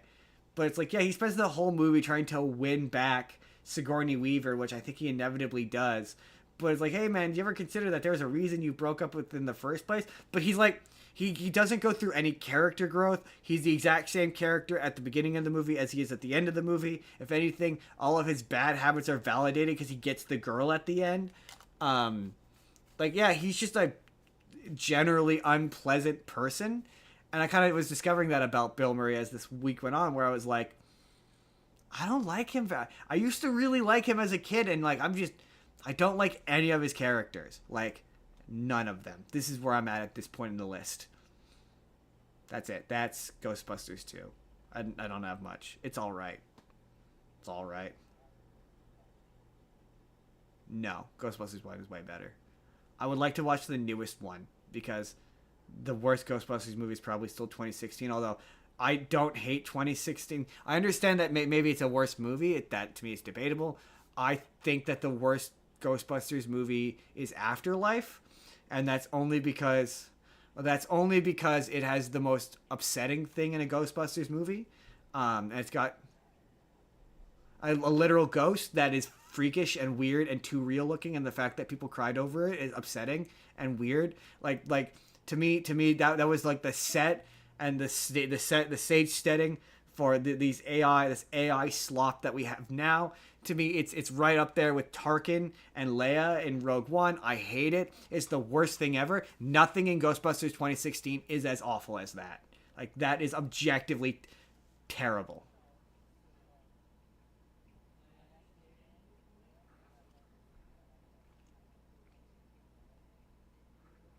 Ghoulish. It was so ghoulish. Disgustingly ghoulish.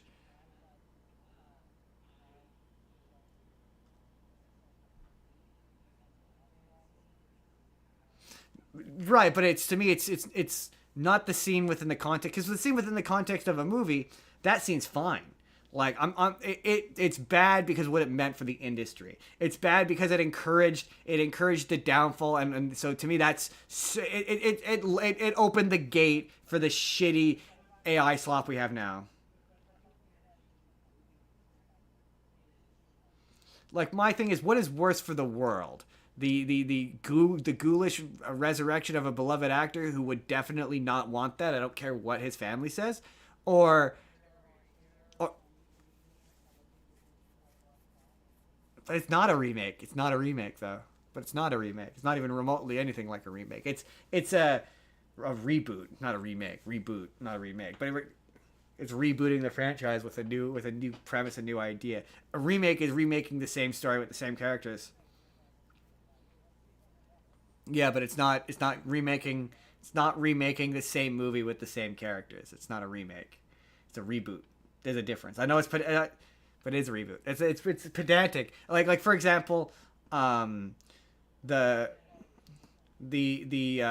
for the Friday the 13th movie, that's a reboot. The one with Jensen Ackles, that's a reboot. Whereas the Halloween movie, the Rob Zombie one, that's a remake, because you're shot for shot recreating the original version. The 2016 Ghostbusters doesn't do that. Technically speaking, they're in a separate universe because they technically crossed over with the originals in a comic book once.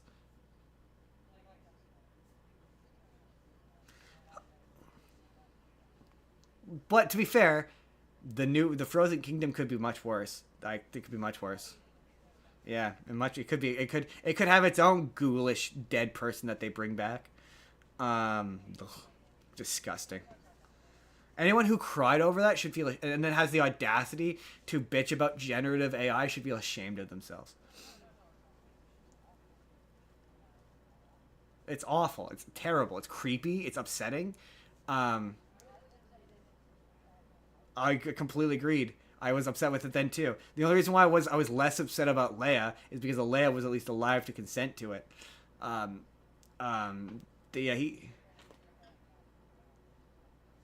yeah, she was okay with it, but like, I hate it on concept, because like I say, that technology is what allowed for the shitty generative AI we have now. And yeah, if you cried over it like it was a good thing, ugh. I don't care. Oh, I mean, also an Alien. They also did it in an Alien, but I wasn't bothered by it then because I didn't.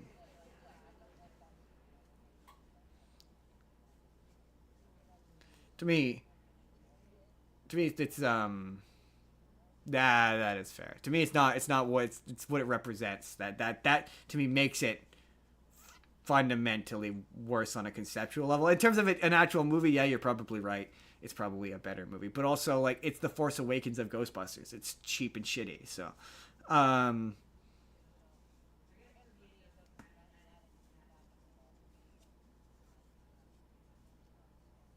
that is completely yeah.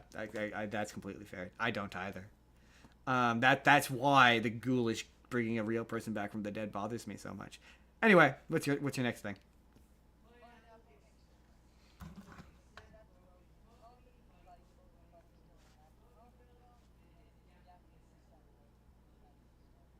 Oh yeah, also sorry, I forgot to mention Venkman goes into the battle royale complete with proton pack.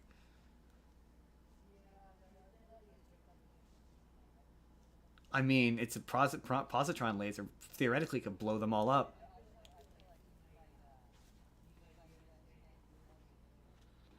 That's what I'm saying. That's what I'm saying. That's what I'm saying. Yeah. So, I talked about Pineapple Express for our 420 episode, and I said that this is a scenario for me that I didn't find this movie very funny. I didn't think it was very funny. It did nothing for me. It's one of those ones where it's funny for I think Adam said this, but it's funny for a particular kind of person, and I never experienced. I kind of I mean I guess the idea of having an acquaintance that doesn't understand boundaries, I guess maybe is supposed to be universal, but like a situation where your drug dealer wants to be friends with you, never experienced that before.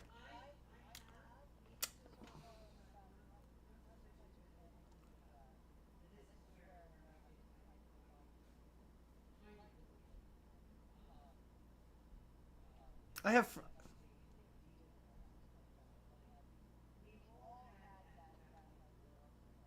yeah, I do get what you're saying. Yeah, oh yeah, definitely, yeah. You're too polite to tell them that you don't want to be friends. True. The specifics of this, I was just like I just don't relate to this like whatsoever. This is not how my world is set up. I also don't find Danny McBride funny. He's one I have to do for a pick an actor because I have to find. I've not once seen something in him in it that I found him funny. Not once. Other than Mitchell's versus the Machines, he's the dad in that. That's the one time where he's funny in that movie. But is he funny? Right, well, that's what I would say. That movie, that's an animated movie, so that's so strict to the script. He can't do his terrible improv. Like none of his improv is funny. None of it's funny.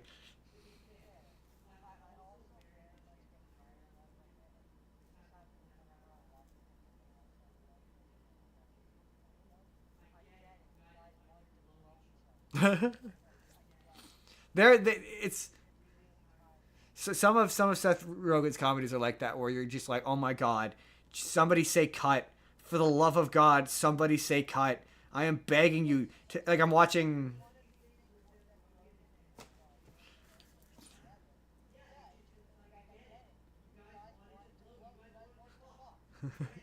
There's a weird sexual tension. No, I don't think they did. I mean, maybe that's why he got so upset when it turned out that he was sleeping with his students. They're not friends anymore.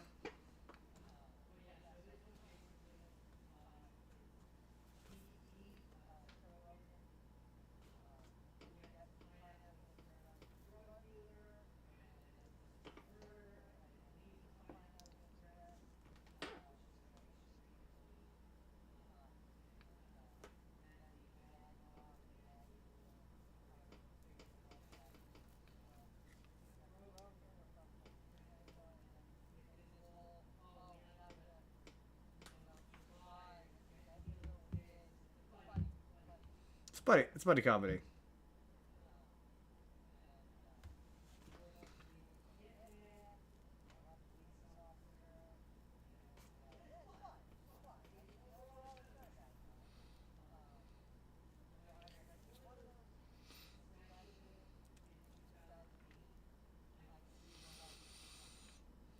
Yeah. Oh yeah. Oh yeah. Definitely. Definitely. This was hugely popular. It just did nothing for me. Did nothing for me.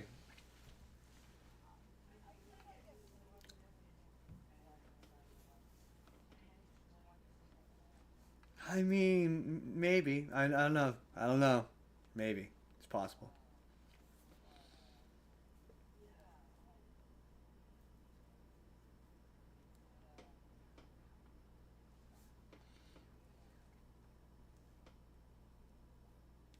Uh. Okay. Is that it, Jordan? He's so annoying. Jordan, is that it?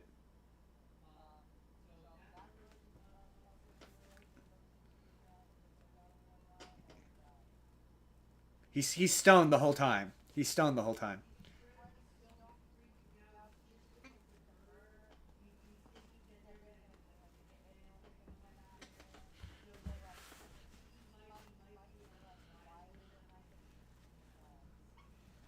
I don't know.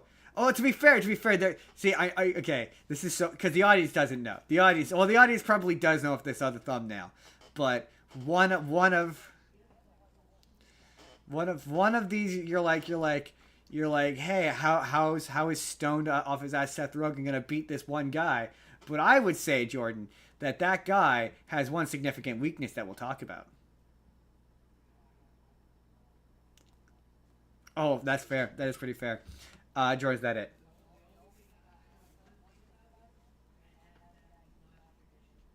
That is true. That is very true. George, is that it?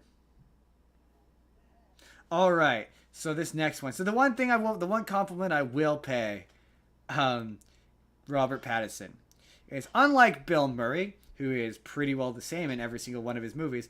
Not one of these performances is the same from Robert Pattinson. Like truly, he's doing a different accent every single time.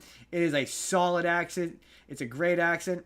And this next movie, um, I had a friend who used to like to take me to art house films and then get mad at me when I didn't get it.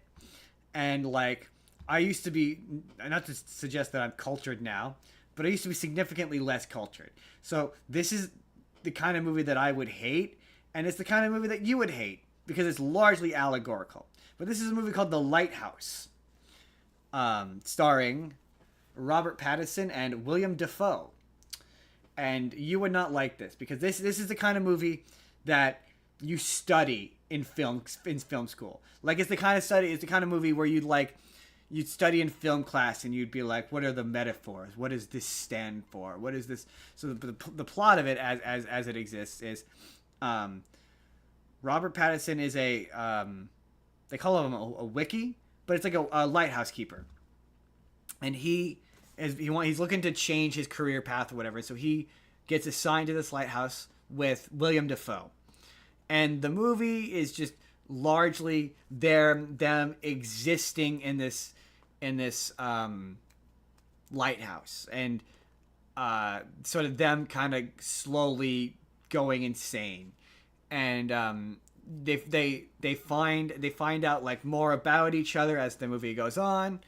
You learn more as the conversations. So as they eventually, because of circumstances, they're only supposed to be there for like a few weeks, and then they get stuck there for a longer period of time, and they start to drink. So every single night they drink, and at one point they drink, and Robert Pattinson reveals that he's not the guy that he says he is, but he's actually this different guy, and the guy that he's been saying he was his slave driver former boss. And the whole thing is the entire movie, William Dafoe is a fucking asshole basically, and he's like slave driving him and getting on his case about everything, and just generally being an asshole.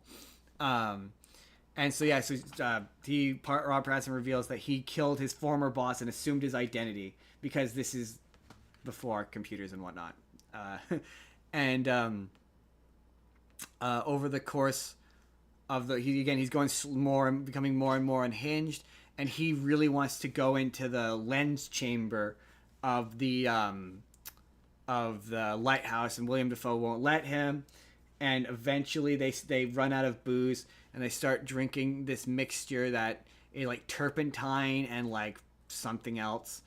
And throughout the movie, Robert Pattison is slowly hallucinating and seeing things. So at one point, just out of the blue, he just starts whacking it to the thought of him banging a mermaid in a scene that goes on for a very long time. And full bore, he's just going to town on that mermaid. And he eventually snaps. He climax at the climax. It's revealed that this is the kind of movie where it's unclear what's real, what's not real, what's in his head, what's not in his head. That's why I said you wouldn't like it, because it's too cerebral, too thought provoking.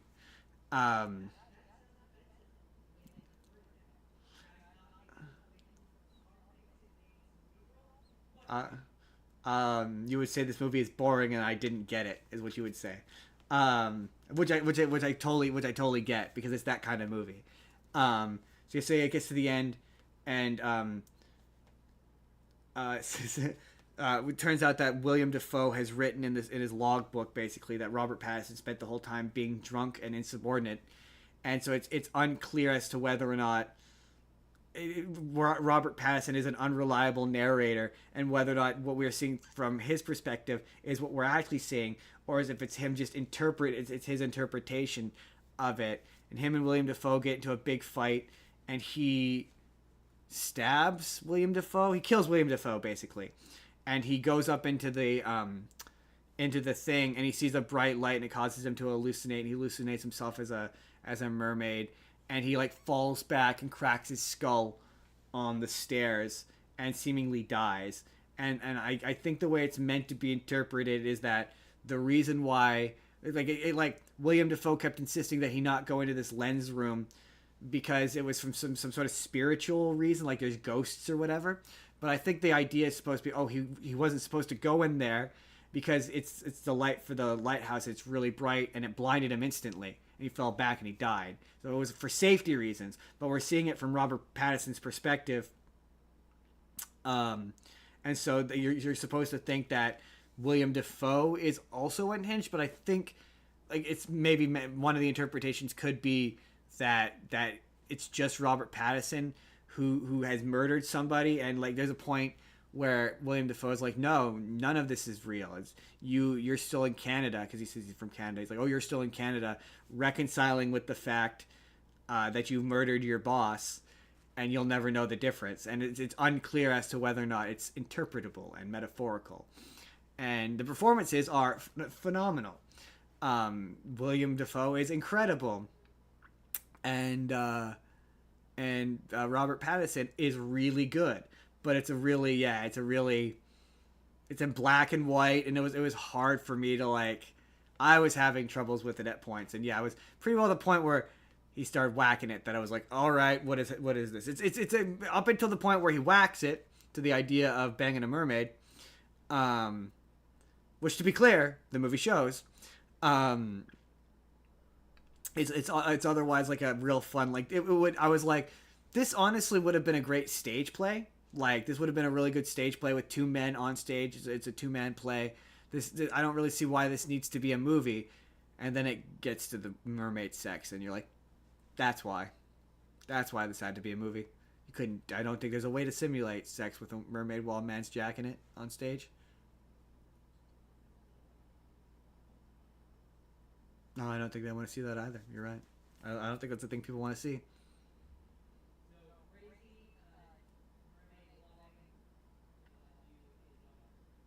Yeah. But to be fair, he's completely insane. So like he's willing to beat you to death. So he's like the most unhinged Robert Pattinson. He's pretty well close to the most unhinged Robert Pattinson on this list. But yeah, he's in, and he's in black and white too. It's like that movie, that show Upload. You know, where the grandma's in black and white. He's in black and white as well. So he stands out because he's in black. He's black and white. Oh, that's true. Yeah, it's true.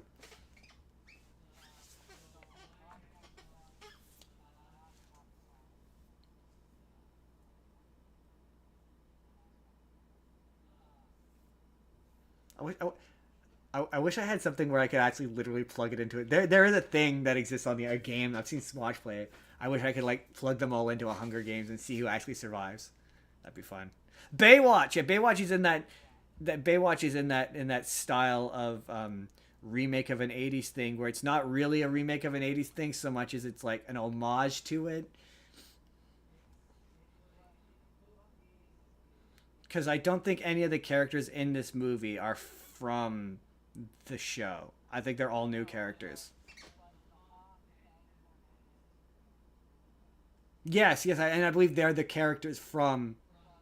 Yeah, this is more akin to like 2021 Jump Street is what this is. Because I believe it's produced by the same people. I'm pretty sure, but it's that kind of remake. It's yeah, like The Rock isn't. He isn't really. Yeah, he isn't the David Hasselhoff character. He's is in the movie. Yeah, yeah. I love this movie. I think this movie. Whoops.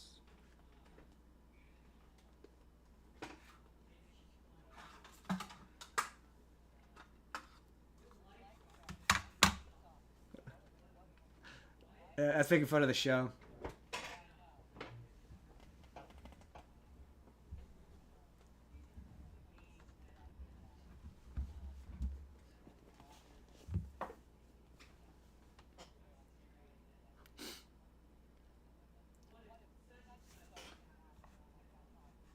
I'm guessing, yeah.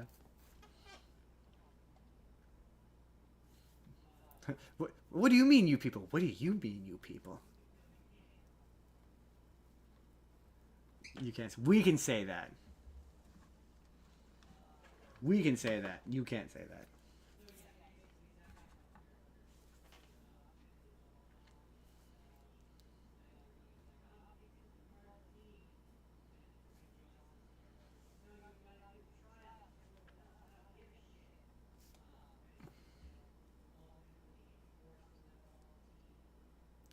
The guy gets his wang trapped in a bench somehow. I'm still confused by how that happened.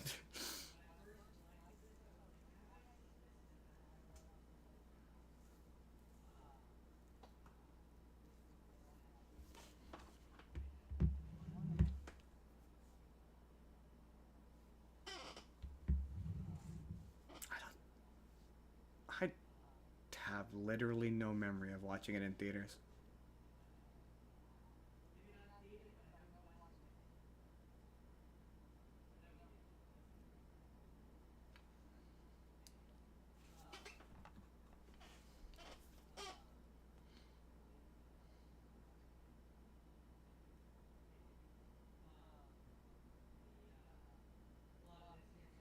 Why does it keep doing that? Stop doing that. Nothing. Don't worry about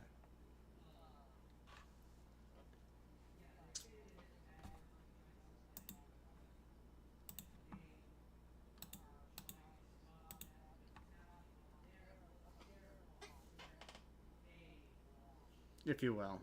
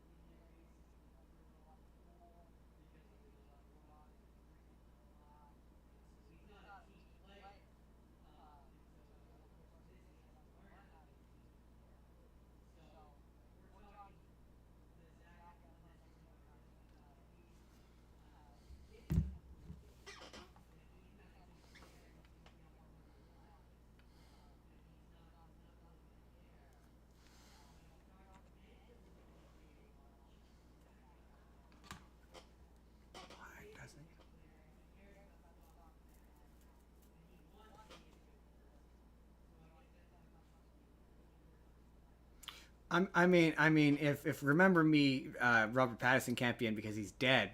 I mean, and clearly it's end of the movie. It's end of the movie. End of the movie.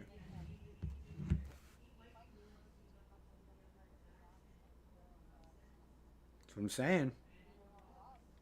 And or Robs. And or Murray's. Okay. So is that it? Anyone can win. There can be only one. And it's purely a physical fight. We're not talking based on the quality of their movies. It's purely a physical fight. It's all about muscles and physical strength. And pure physical fighting abilities. Exactly. Tools and weapons are included.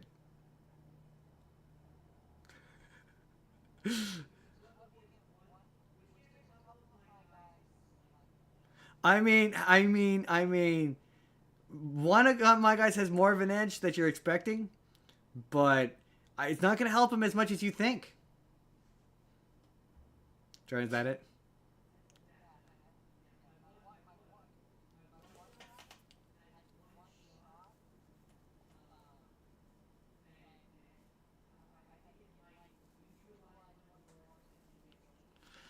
You know, Ghostbusters. When I set this challenge, I completely forgot about Ghostbusters. Bill Murray, and he's got that positron laser, and that thing just blows shit up. So like, if he hit any one of the guys, he could blow them up pretty easily. So I think he's the guy who's like, I know the one you're thinking of, and I feel like he is like, the expected favorite, but.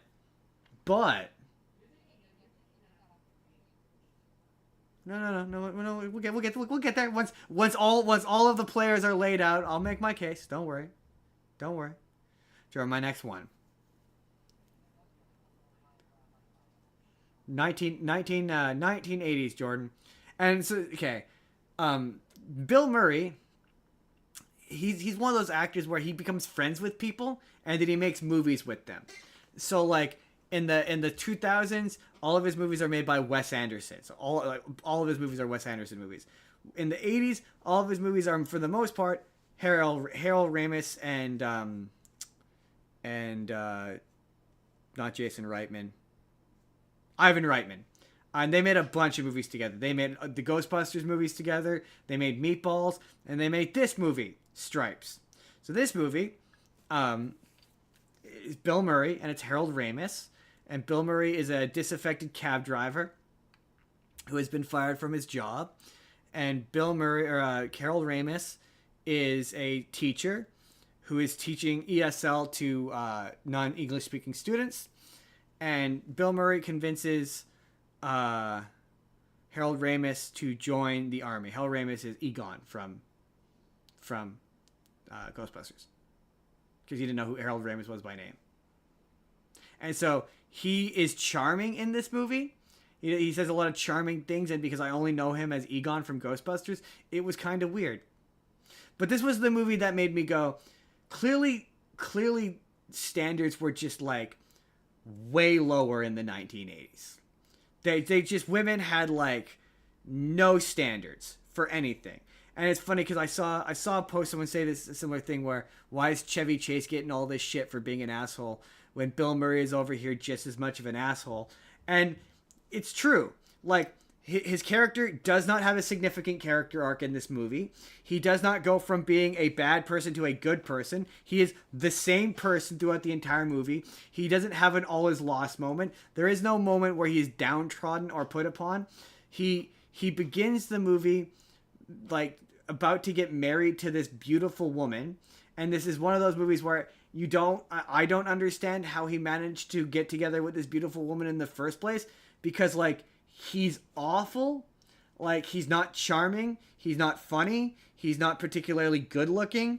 Like, there's a scene where he eventually joins the army, and he winds up in a romantic relationship with one of the higher up officers. Him and Harold Ramis wind up together with the higher up officers in the army, and it's based off of like 3 conversations where he says stuff that's like not even remotely charming. Like there's a sequence where like he's supposed to be flirting with her, and I checked with women on this one, Jordan. I did my research. I checked with actual women, and I sent this to actual women, and they agreed with me that he's not charming or handsome or good looking or funny. So like, I don't get it. Did women just not care back in the 1980s? Like, is that why a lot of these women wound up married to guys like this for 20 years and then end up resenting them? What is the deal? That makes sense. Cocaine was very prevalent in the 1980s. That makes sense. Drugs make sense. That makes sense. I didn't think this movie was very funny. I didn't really laugh. It's one of those like, oh wow, hey, there's that guy. There's the young version of that guy. It's one of those movies where it's like, oh hey, it's a famous person I know. But none of the humor worked for me. It's a boot camp style movie, but it's like it is populated with. I guess I've just seen enough boot camp army movies to be like, this is the most patient the American army has ever been. The most forgiving and the most understanding. Like there's literally a scene where, and hey, yeah, you know what? Maybe the actual army does this, but that's not how your media portrays it. Where they're literally sitting in a room talking about their feelings. Like, oh, that's the other one. John Candy. John Candy.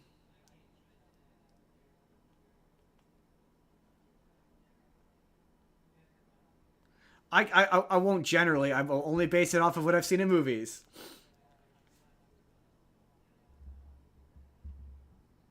No, but I'm gonna make fun of this movie.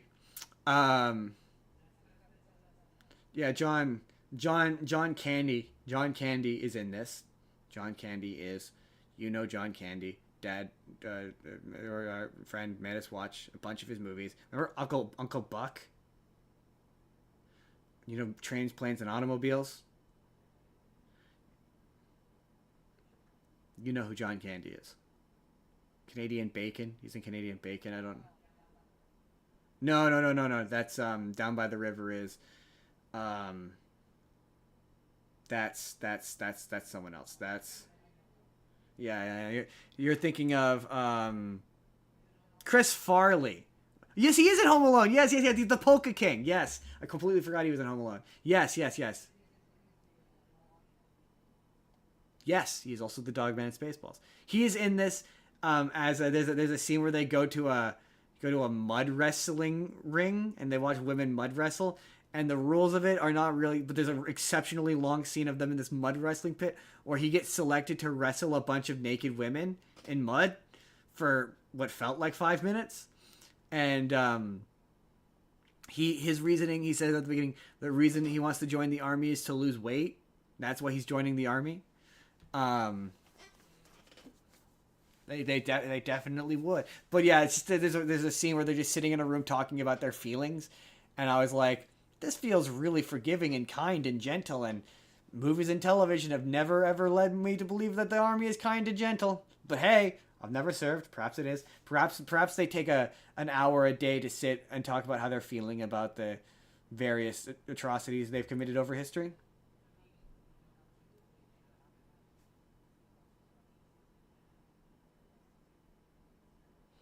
Yeah, that's not what I mean, I don't think so.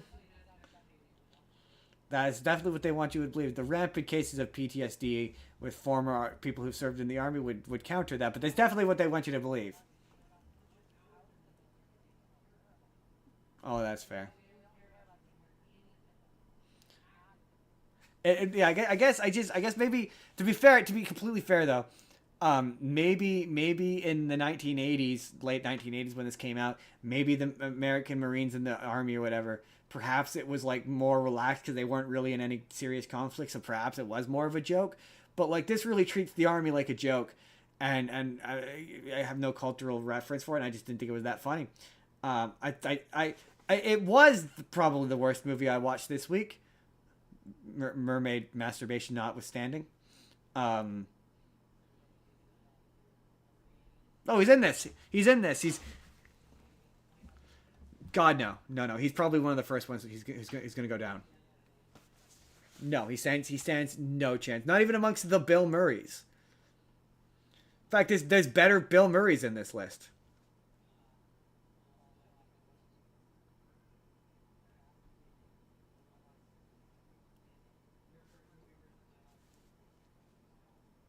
Well, I mean, there's a couple of them who I'm pretty convinced they're gonna go down instantly. No, don't worry, we're gonna work this through. We're gonna work this through.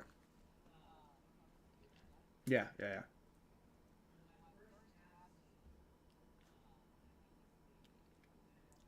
because because to be fair, Jordan, one of your Zac Efrons is he is who he is, and there's.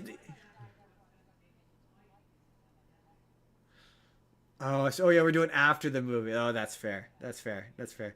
So Ted Bundy's not. He doesn't get to.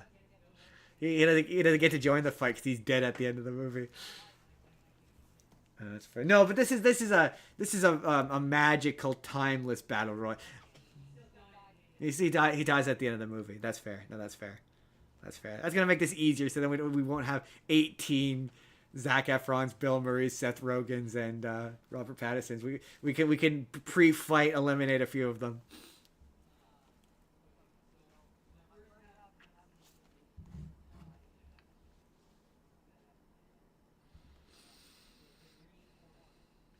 I mean, is he?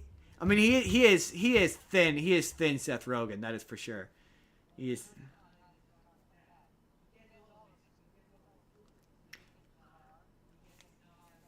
Yeah, but he can't fight. I guess he does get the knockout gas.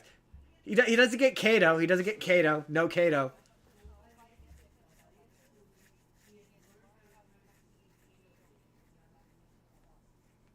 All right. Okay. Okay. Fair enough. It's really funny that you picked this because I watched there's an episode of MythBusters where Seth Rogen is on it and they give him all the most impossible, like they do the bit where they're in the pit and the car he blows up the car so the thing lifts off and frees them. They do that. They do can a car be cut in half in an elevator, and then they do the car drive around once it's been cut in half. All busted, by the way.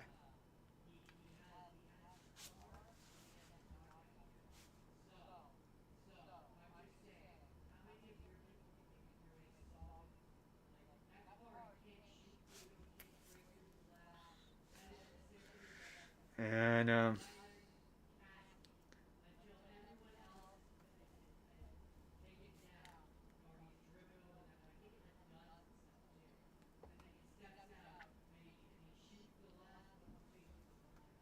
I mean, there's a few of these we're going to be eliminating just right off the bat. Just right off the bat.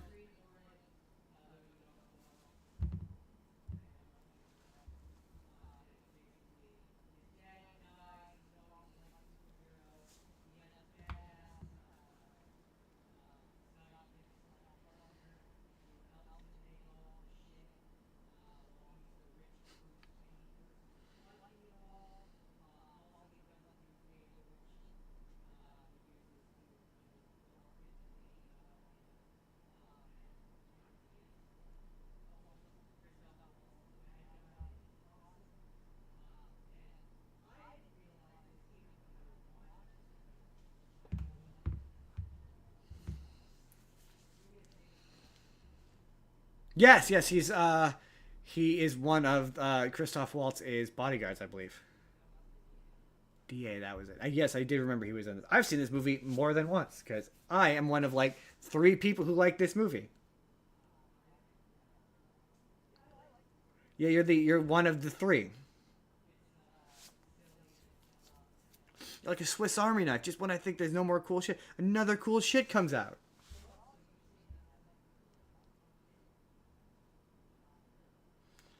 You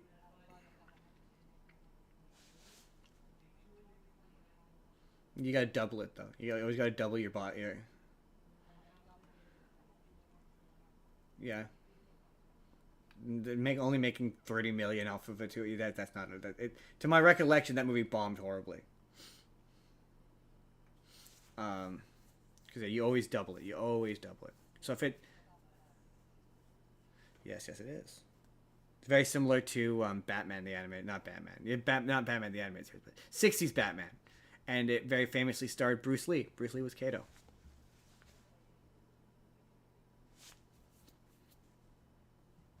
Yes, he wrote quite a number of successful comic books based on him. That is what this is based on. This is more based on Kevin Smith's comic books than it is the 1960s show. Yeah.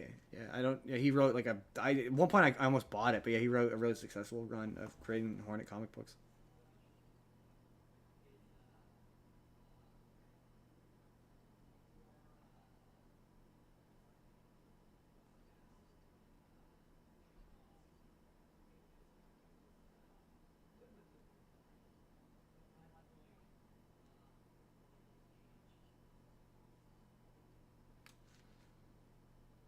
I just don't think it would have been as good with Kevin. I mean, I love Kevin.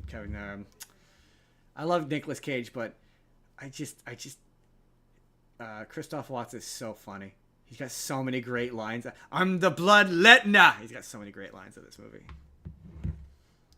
He's having a ball.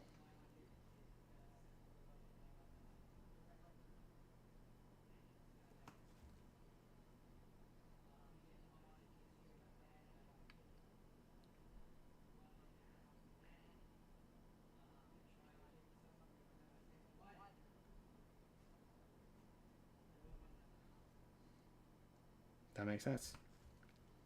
That is interesting.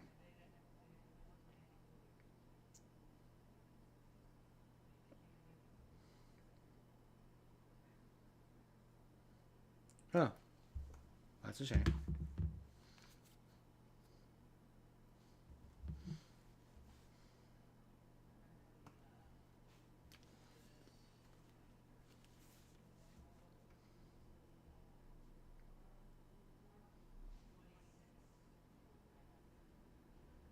That makes sense.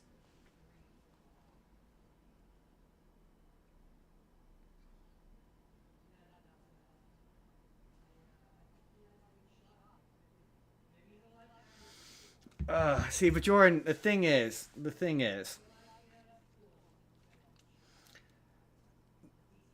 oh man, what am I doing? So, okay, when it came time to Robert Pattinson and movies I had seen Robert Pattinson in that I hadn't already talked about, there's only one franchise. That's Twilight. I've seen one more Twilight movie, and that's the second Twilight movie. And so, immediately, Edward Cullen is super fast and super strong, and is practically invincible. Edward Cullen, yeah, that's the vampire in Twilight.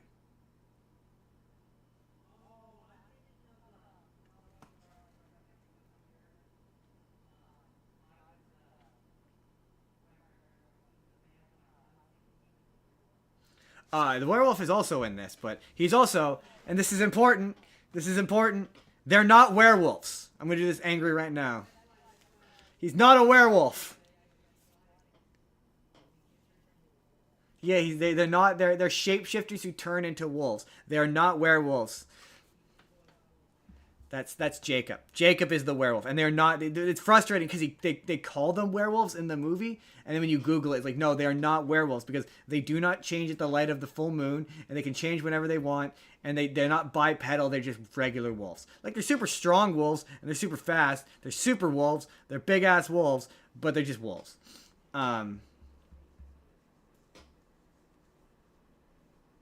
Yes, kind of, sort of. Yeah, except for Sirius turns into a dog, but yes, technically. I mean, concept, I guess, but I mean, not really. These are gigantic super wolves, and he turns into a regular dog. But I get the analogy you're going for. But no, Edward Cullen, Robert Pattinson is a vampire. So he will, before we get into the movie itself, in terms of his position in our battle royale, no, but that's the thing. No, they do have weaknesses. The only way they can be killed is if they're torn apart into a bunch of pieces. So That's where I'm like, well, not in your list, but on my list, Venkman with the proton pack, he hits Edward Cullen with the proton pack, and he blows him into a million pieces. That's a... No, he's a young. That's what I'm saying. We have to allow for all the contenders before we.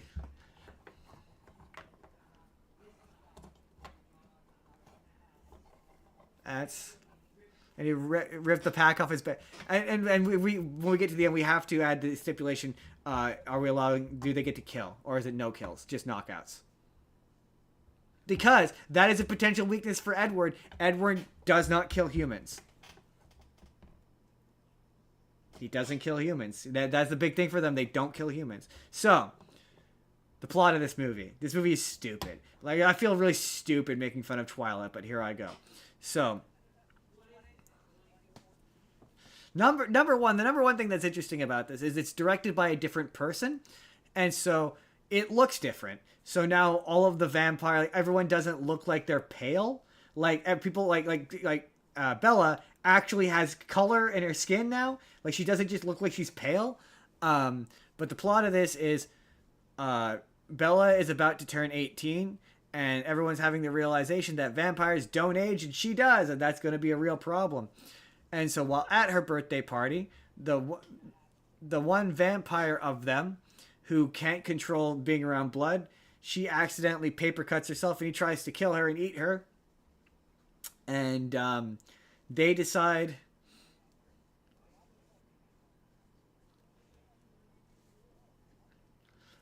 So, that and coupled with rumors around the town that the people are getting wise to the fact that the guy who's in charge of the head family guy, he doesn't age. So they've realized that now that they need to move away. They need to move away from town. And also, yeah, Edward's having all those, well, you're like, I'm way older than you and this is never going to work. And so she leaves, or he leaves with the family. And because she's a teenager, she has big feelings about that. Big feelings, which turn into her, like, having panic attacks. And she, somehow, it's never really explained how, but whenever she gets into danger, she has visions of Edward, who tells her not to get in danger. So she starts doing, like, reckless bullshit. Like, riding on motorcycles without helmets and cliff diving and all sorts of stuff. And while this is happening, she's developing a relationship with Jacob. But then Jacob, he gets really confrontational with this guy when they're on a friend date or whatever, and he goes away and then he disappears, and it turns out he disappeared because he turned into a wolf person. Because apparently when there's a gene in his tribe, because he's a Native American person, that whenever there are werewolves close, they turn into wolf people. And it only happens to select people in their tribes. And the bad guy from the last one is hanging around and trying to get sweet, glorious revenge on Bella, but the wolves keep killing them. So they killed the bad guys from the first one. And so then Edward finds out or thinks that Bella is dead. And so he goes to Rome to get the Volturi, who is like the vampire Vatican, who controls all the vampires, to kill him. But they won't because he's too valuable. But then they want to kill Bella because Bella knows too much about vampires. So then they say, we won't kill Bella if you turn Bella into a vampire. And then that's how the movie ends. And it is horrendous. The dialogue is horrendous. The acting is bad. It's perplexing because like it's fascinating in retrospect because Kristen Stewart is awful in this, and like I know that she goes on to be a pretty halfway decent actor and is good in things, and it's the same thing with Robert Pattison. He's horrible. Like his all of his line delivery is stilted. One of my favorite moments, I sent it to you.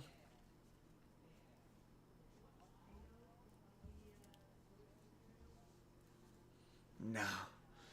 There's a Oof. I think it's the. This is probably the worst movie. I thought for sure that it wouldn't be, but it was. It was. I was midway through. I was like, holy shit, this is awful. There's a funny bit where Jacob shows up at Bella's place, and he's like, Bella, we need to talk. I'm coming up. And he does a series of, like, I called them flips, but I don't know. I sent you the video. What would you describe it? Flips, right? He parkours his way into her bedroom, lands on the ground in front of her, and she has no reaction to it. And I know you're like, she's used to this kind of thing because her boyfriend's a vampire, but not from Jacob. Up until that point, Jacob has done normal people, normal person things. He's never been capable of that level of physicality. And her response, she has no response. Like, she doesn't even be like, wow, that's weird. And then in the end, then the scene ends. If you're like, oh, hold on. Yes. But the scene ends with he jumps out the window. He goes to jump out the window. And she's like, Jacob, no! As if he didn't just jump in the window.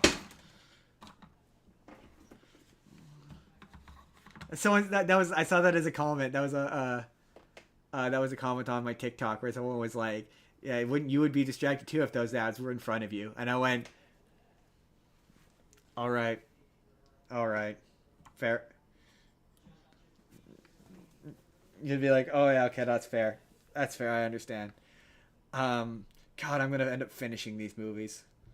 God damn it, I'm gonna end up finishing these movies. It's bad. Certainly the worst Robert Pattinson movie of the week. But also two as a filmography, as much as I don't think this movie is very good, it's completely different from like post this. He did this, made a shit ton of money, and did nothing remotely similar. Like, that's what's kind of crazy about this. Like, unlike Zac Efron, who was like, he did High School Musical and then was like, if I can play basketball or sing a song in it, you better believe I'm gonna do it.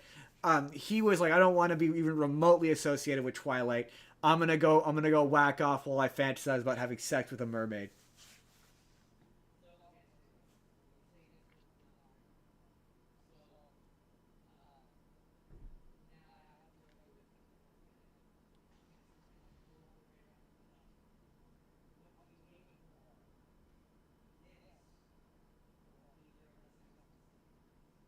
Oh, both of the Sex and the Cities combined. I hate them both. They were awful. More than this, yeah. This had a level of enjoyment to it, for some reason. I couldn't. Maybe it's because like I have fond memories of watching this. Like there's a level of nostalgia for it. I don't even know why. I'm not the target audience, and I did hate most of it. But no, I hate those Sex and the City movies so much worse. So much worse. Oh, God, we're gonna have to find a reason for you to.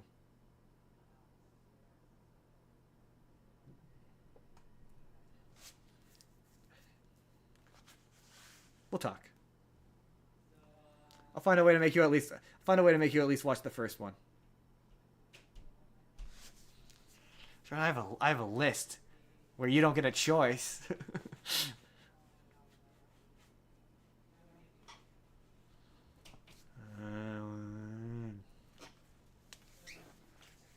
Yeah.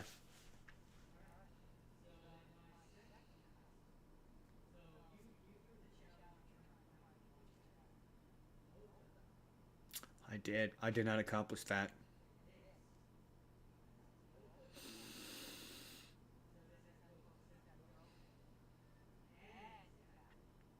And Zac Efron.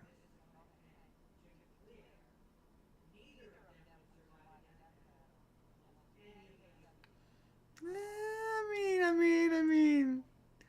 I feel like Zac Efron. I feel like. No.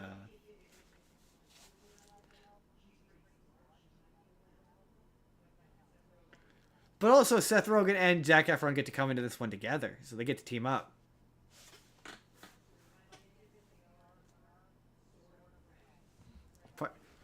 As part of this, they're allowed to team up, Jordan. So you know, Seth Rogen could be a big fat meat shield.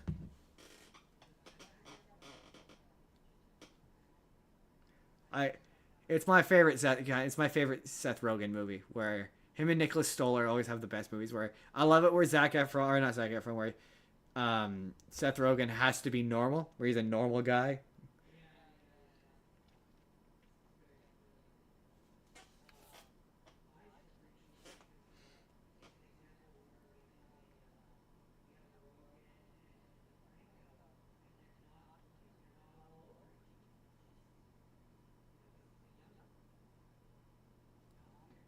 Yeah, yeah.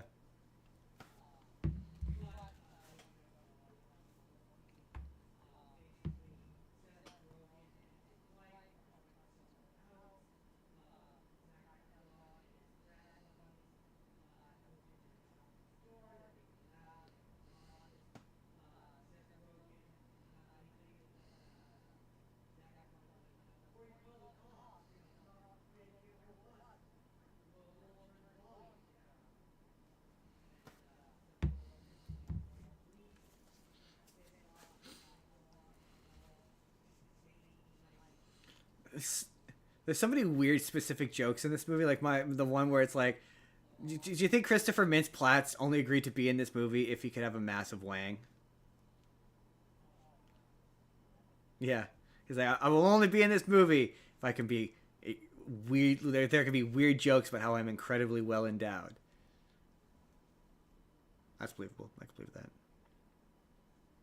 I could see it. That's believable.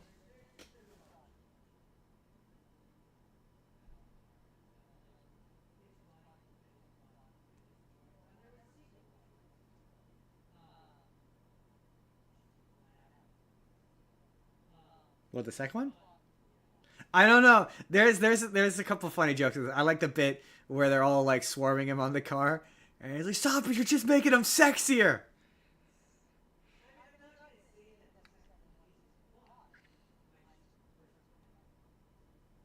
I mean, that is fair. That is fair. That is fair.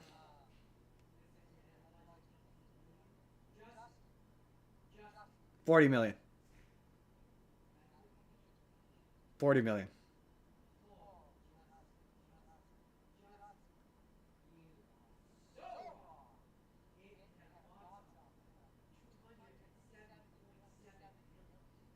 It's a lot of million.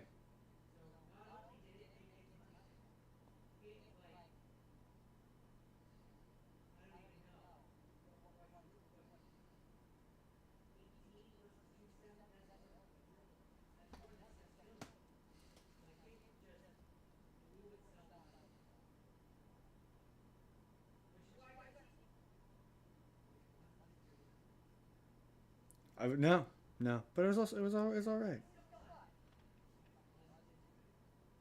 No.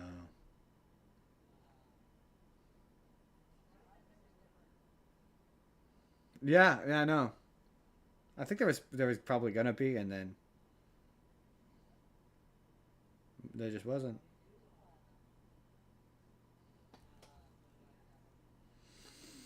All right. So, Joe, my next one.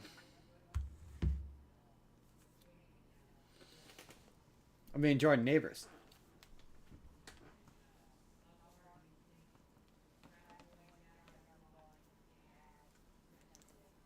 I mean, it depends. It depends. It depends. It depends on. It depends on if Edward Cullen is allowed to murder. If he's allowed to murder, then then he wins. He wins until he gets to Bill Murray.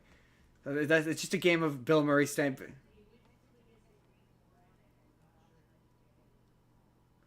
I mean, I'm just saying Bill Murray with his positron laser that blew shit up could just blow him up into a billion pieces.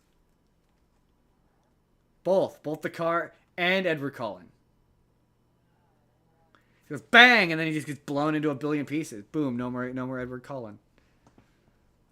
I can't think of an equivalent thing that the positron laser blew up that I can use to compare to the car, but I feel like that but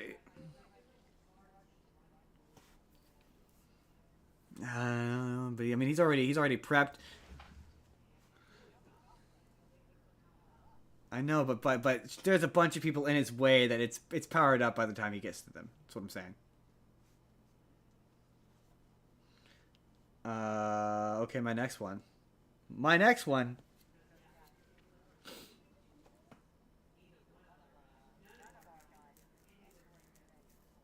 No, yeah, it's true.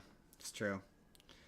My next one is it's animated live action hybrid film called Osmosis Jones, starring Chris Rock and David Hyde Pierce, and William Shatner is in it as the mayor in a role that's really funny because he's short, and that's really funny. The,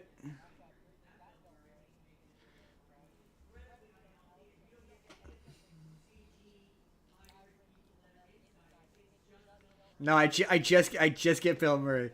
He's a zookeeper who is wildly out of shape and is disgusting, like like like he's one of those.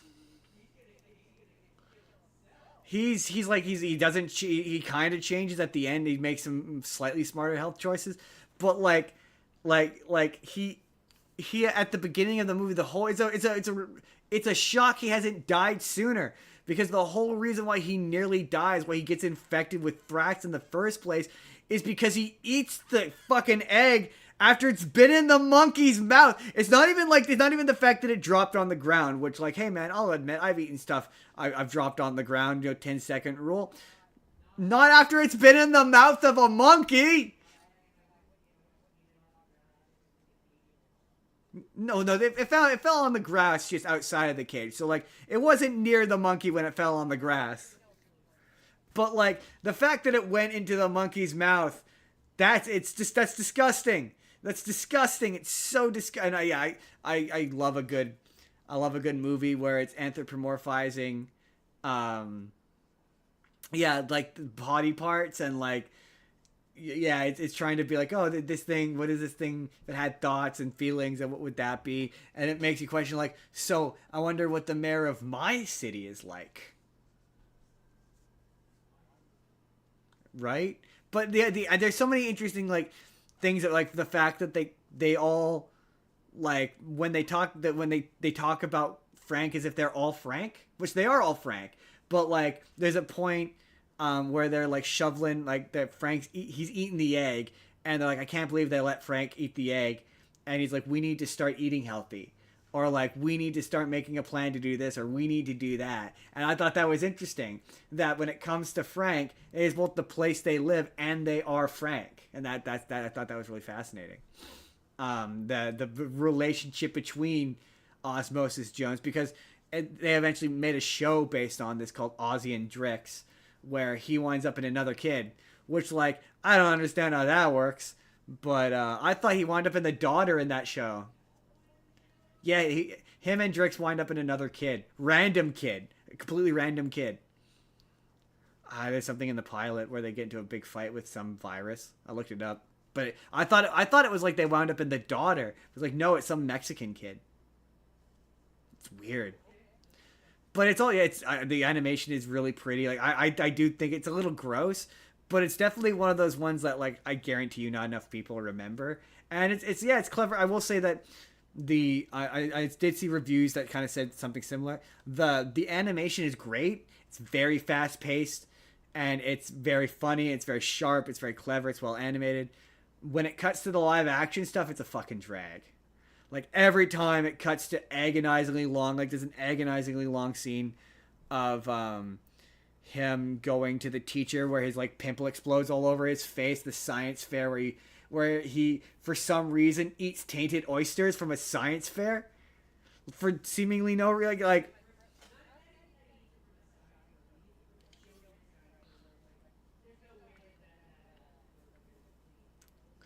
right like they cap the joke by having, like, oh, the kid's slow, so he gave him this easy project. But, like, what were you thinking? No matter what, he's like 8, 10 at most. Like, what did you think? Did you think he nailed it? Right? And she's like, why would you just be like, I'm gonna Homer Simpson these oysters at this science fair. And then that's why Osmosis Jones is on, like, mouth duty or whatever. And he's like, I do the right thing. He's like, yeah, he ate a really nasty stomach virus that probably would have destroyed his stomach. Yeah, absolutely. You did the right thing. But yeah, it's just the kind of thing where it's like, how did he like live this long? Were there other mayors before William? Right, like were the previous mayors just that incompetent? But no, the fact that the William Shatner mayor is short is funny because William Shatner is famously insecure about his height. Yeah, very famously. It's a thing on Star Trek where there's times where they have him stand on a ledge so he appears taller. It happens all the time on that show because he's insecure about his height. Yeah, which is really funny because he's not. We looked this up. We discovered this. He's not actually that short. Like he's honestly pretty. He's reasonably tall. What else? What else was there? Anything else? Oh yeah, Lawrence Fishburne is Thrax, and he is legit. Thrax is legit a great villain. He's scary. He's frightening. He's intimidating. Some of the humor did not land for me, but you know, I discovered I don't really care for Chris Rock because he always does the same joke in every animated movie where he needs you to know that he's black. Right, and it just like the one of the jokes I hate the most in Madagascar is when he's like, I'm black with white stripes. You're a zebra, man. Why? Like I'm not like identity politics whatever, but I'm just like, why? You're a zebra. What? Who cares? Like, so he does something similar about being a white blood cell in this, where he's like, I'm from the ghetto. Oh no, he says I grew up on crack. Is what is one of his lines. And he's like, oh, you did drugs? No, I literally grew up in the crack. Stupid. The ass crack. Yeah, it's a stupid joke. Yeah, I think that's it. Yeah, no, he's not. Ironically, I know you're probably thinking he's probably the most unhealthy Bill Murray character on this list.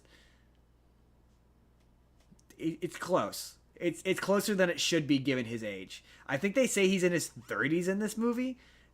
I think that's what they say how old he is. Yeah, that was it. I think so.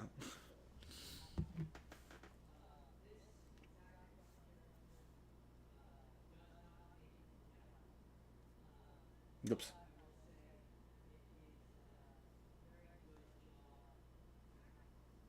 Yeah, I guess I forgot that the movie dies with or ends with him dying because I was like, yeah, Ted Bundy is not going into this with any morals. He would murder all of them without even hesitate. But then again, none of them are his type, so like, you know, he liked women.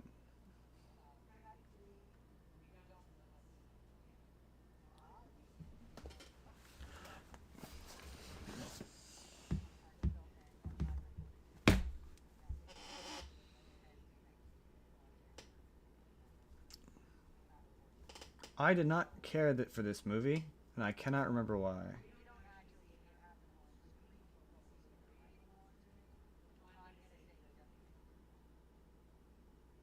Fair enough. Oh, that's what it was. My perspective on this was, the movie was tone deaf. The movie felt really tone deaf, and it felt like it was trying to make me sympathize with Ted Bundy, or like create a mystery as to whether or not he did, which felt strange.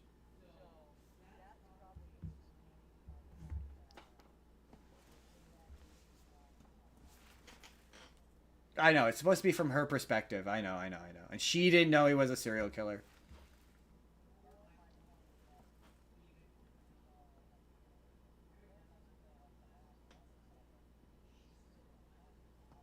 Yeah.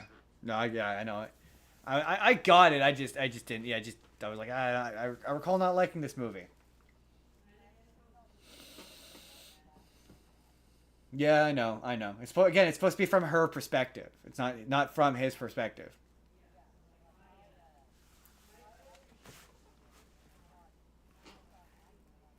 Oh yeah, he's really good in this.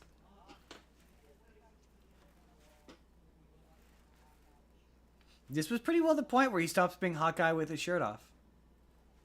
Yeah, and this is pretty much the point. He started doing serious dramas at this point.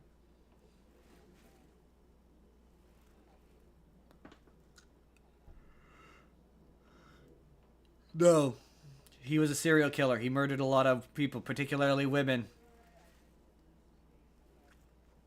Yeah, he murdered a lot of women because he liked women, right? This isn't that. To be fair, this isn't the worst kind of these movies. That's pretty firmly to me the worst one is always going to be the oh, not Ted Bundy, but oh, what was his name? Shit. It was also a Netflix one. It was played, the guy who played him was the guy who was Quicksilver, Evan Peters. And oh my god, I can't remember. I wish, but people were making thirst trap videos of him, and it was weird. Oh, and I'm going to look this up. Hold on.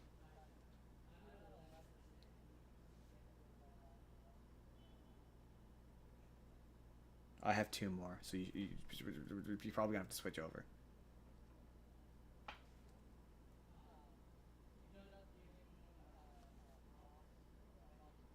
No, because it was a Netflix movie.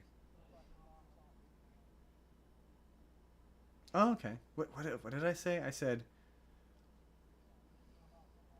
Who did I say plays Evan Peters? That's who I said. Hold on. I want to really quickly, while Jordan does that, I want to quickly look to see who he played. Serial killer wise. Hold on. Filmography. It was somebody famous. Jeffrey Dahmer, that's who it was. He played Jeffrey Dahmer. And there was a bunch of like weird thirst trap edit videos I saw on TikTok of Jeffrey Dahmer. And I went, have we lost the plot? I don't think you heard that. That was the point where I was like, have things gone too far? That was when I started to see thirst trap videos of Cartman from South Park. And I went, have we fallen off the rails here? What are we doing? Why are we doing this? So this was before that.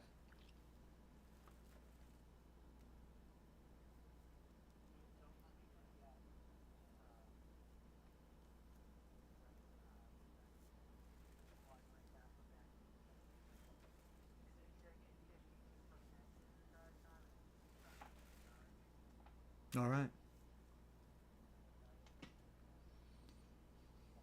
100%. All right.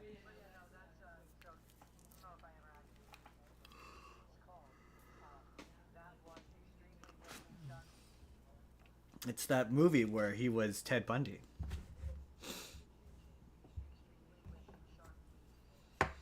Speaking of shockingly evil and vile, my first have seen is another Robert Pattison movie called have not seen called The Devil All of the Time. And it's based off of a book by the same name. And it's one of those movies that you can tell is based on a book because huge chunks of it are narrated. And all of the narration, I don't know how to, like, some of the narration, you know, like establishing narration in a third-person book. Where it's like, James went down to the store that he'd always gone down to. He was the kind of guy, it's narration like that throughout the entire movie. That it's the author who wrote the book saying it. And yeah, it was really, I don't know how to describe it. Like, it's telling you a lot. It's like, this is this character, and this is a kind of, it's not really a Robert Pattinson piece so much as it is an ensemble piece about two families who are connected, and the connection of them is that they are religious, and I guess the idea is supposed to be like, even those religious of us are also, we have the devil in us. So it begins with Robert Pattinson, Bill Skarsgård. He meets a woman at a restaurant, and they get married and have a son, who will eventually be played by Tom Holland. And at the same time, a young couple meets and they get married, a photographer and a actress. And what was oh, right. And then you've got the third family, who is a woman who is married to a priest who is really enthusiastic southern preacher style priest. And it's sort of all of their stories. So the Bill Skarsgård family. He is deeply religious, and his wife gets cancer, and so he builds a shrine to God basically, and it makes his son pray to it, and crucifies their dog, all in the hopes that the wife's cancer, God will cure the wife's cancer. God obviously does not cure the wife's cancer, and so Tom Holland's dad, Bill Skarsgård, kills himself, and so Bill Skarsgård goes to live with his Tom Holland goes to live with his grandma and uncle, and the grandma and uncle have adopted the daughter of the priest I mentioned earlier, who he, in order to prove that God just takes care of him or whatever, pours poisonous spiders on his face, and one of the poisonous spiders bites him and infects him with venom or whatever, and makes him go crazy, and think that he can bring people back from the dead. And so he stabs his wife in the throat with a screwdriver and attempts to bring her back from the dead. And at one point they're driving away, and the guy's like, he's like, oh, people will understand that I did this because because of religious reasons. Like, dude, anyone else is gonna hear I heard voices and then stabbed my wife in the throat with a screwdriver and think you're crazy, because he is, and so that girl goes on to be adopted by the grandma of Tom Holland, and so Tom Holland, is the girl's stepbrother basically, and he's like super protective, and Tom Holland is kind of a badass in this movie. Like, it made me want to watch a movie where, not The Punisher, but like he spends a lot of this movie like punishing bad people for stuff, and I was like, I kind of like to watch a movie like where a really violent R-rated action movie where Tom Holland kills people, like a John Wick or something like that. I would totally watch that, because his physical presence in this is commanding. He's angry the entire movie. He's just pissed off at everything. He's pissed off at his dad because so he doesn't believe in God, but he goes to church and whatever because his family does, but he doesn't, because why would he, right? And so the sister, and this is where Robert Pattinson comes in. The sister starts to develop this relationship with Robert Pattison, who is a priest at the church, the new priest at the church. And he is very charming, and he's got that sort of effortless southern drawl and charm where everything he says sounds sweet and believable and whatever. And he slowly grooms her over time. And her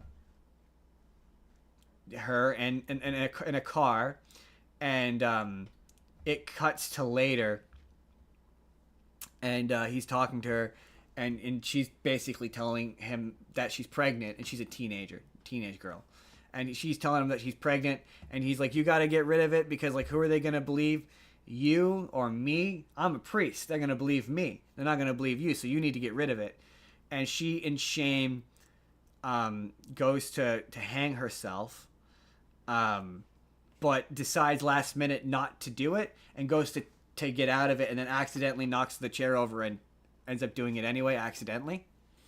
Yeah, it's and so then Tom Holland realizes that it's basically, or he finds out that she's pregnant, and realizes based on her relationship with the priest that the priest did it, and so he starts following the priest around. And it's just a bunch of scenes of Robert Pattison as this priest. And to be fair, they are effectively shot. Like when he's like dressed as the priest and he's proper, he's like, really proper and charming. But when he's in these moments of, I was gonna say depravity, but that works too. He's really disgusting looking, and he's got like this big fat gut as he's making these women do these awful things, and it's quite upsetting.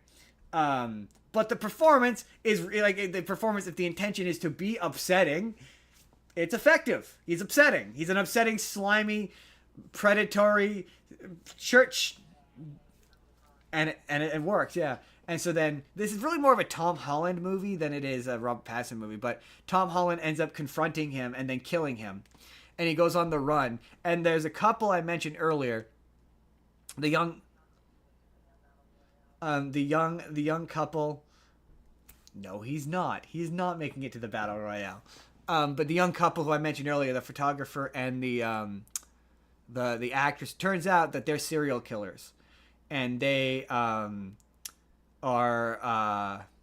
their whole game is the wife seduces the guy, and he films or takes pictures of the wife having sex with guys, and then he kills them and takes pictures of them in various state of being dead and dismembered.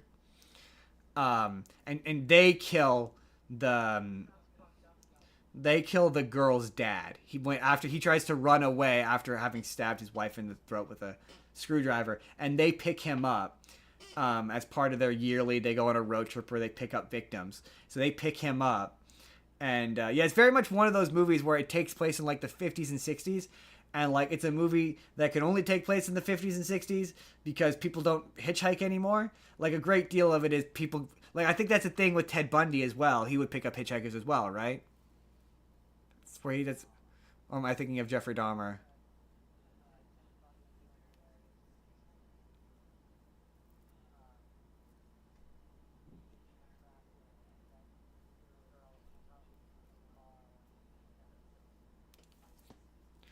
But yeah, it's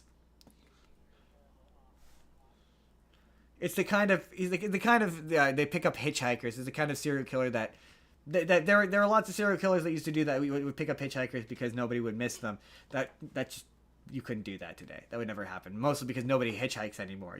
Like hitchhiking is pretty well legal, and no one does because no one trusts anyone anymore. Like there's so many scenes of them randomly picking up people. Like this movie ends with Tom Holland. So Tom Holland discovers basically that this couple is a serial killer. Oh, and also Sebastian Stan is in this as well, and he is the police chief, and he is the brother of the girl who's the actress who's part of the couple who's a serial killer. And basically, as the movie goes on, she becomes more and more detached from him, and like she doesn't want to do this anymore. She feels guilty. She feels bad about this, and he becomes paranoid and mistrusting. And the Sebastian Stan thinks that the husband is like bad for her, so he's been kind of watching her. And so yeah, they try to get Tom Holland and murder him, but Tom Holland is immediately suspicious, and the husband goes to like leave the car, walk off. He comes back, and Tom Holland shoots him, and then the wife goes to shoot him, and he's like, "Please, I don't want to do this. Like, I don't want to hurt you. I don't want to whatever." And he shoots her in self-defense. And that's the thing with the priest. When she kills the priest, they eventually discover that he's killed the priest, and all the cops are like, "Yeah, he killed this priest, but we've discovered that the priest has done all this horrible shit. So like, did he do a bad thing?" And I think maybe the idea of this is supposed to be like, he's doing all these murders and he's killing all these people, but they're all bad people. So like, the devil is in everybody. Like, but you know, it doesn't matter who. And maybe like what seems evil is not necessarily evil. I don't know. I couldn't tell what they were going for with this, but it like a lot of the fight sequences and action sequences in this, not the point, but like in an actual dedicated action movie where he gets to like do kung fu and like beat up a guy, that'd be kind of sick. That'd be kind of fun. Tom Holland is honestly the best part of this, and maybe skeezy Robert Pattinson, but no, I guess no. He's not making it to the battle royale. I feel like if we pre cut people who die at the end of their movies, then you know, there's at least two or three.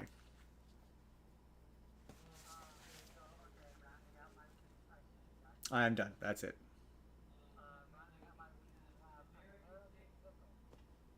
Boy, is it a pickle. Do they get into a pickle?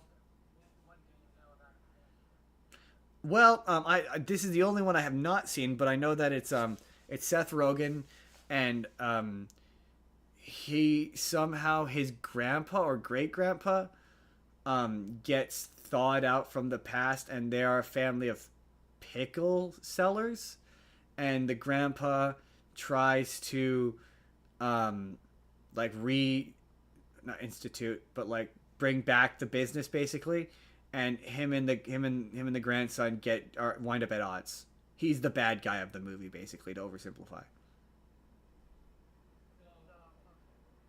How much of that did I get right?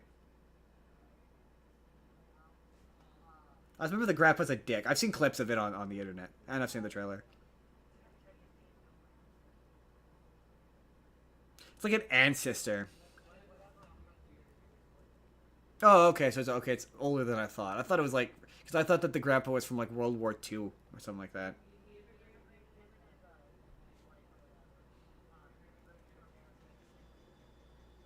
Okay, so like post World War One.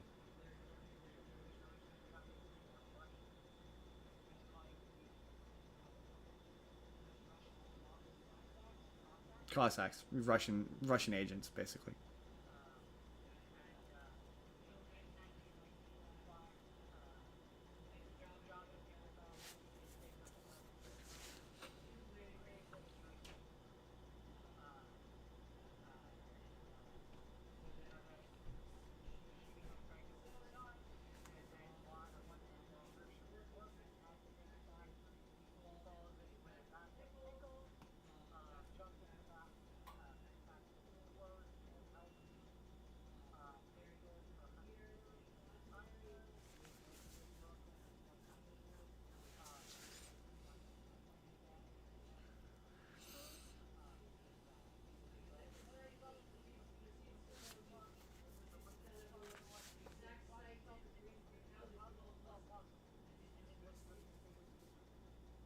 Was it a good reason? That's funny. Just that there is a good reason. Just trust me, there's a good reason. I've seen clips of Seth Rogen as the grandpa, and like I think that the grandpa is a great performance because it's not Seth Rogen. I'll give you that. It is not Seth Rogen.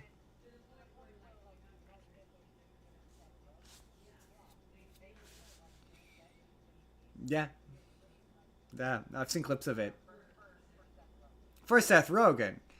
I mean, if he's doing a hacky Russian accent, that's more than he usually does.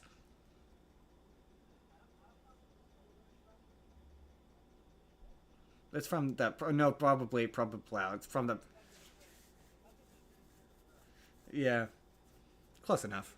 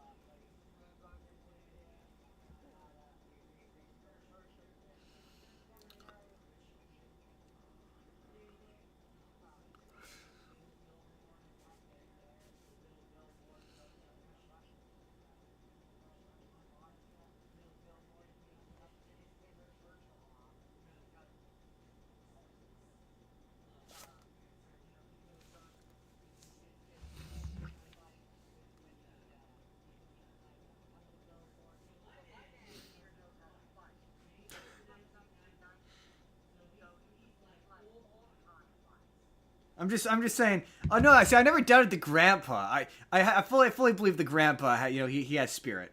He has spirit. But see, the grandpa and oh no, we're taking him from the end of the movie. Maybe we should take him from the middle of the movie. So then some of these guys can be alive.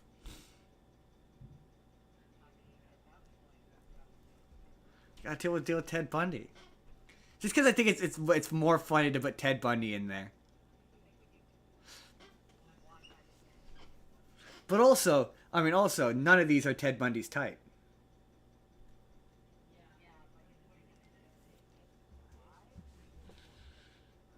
I mean, that's fair. That is fair. I just don't think that his serial killer, like, I don't think that's an advantage in this case.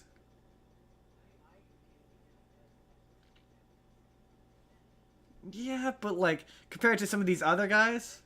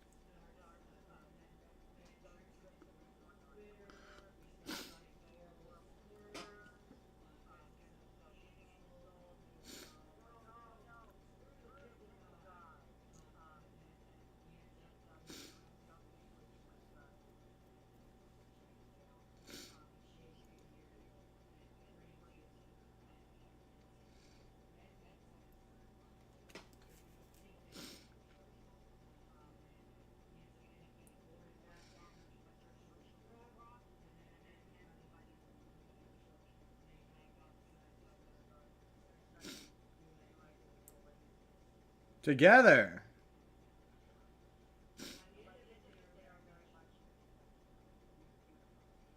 That makes sense. That makes sense. I understand. If the pickle does not lick, you must acquit.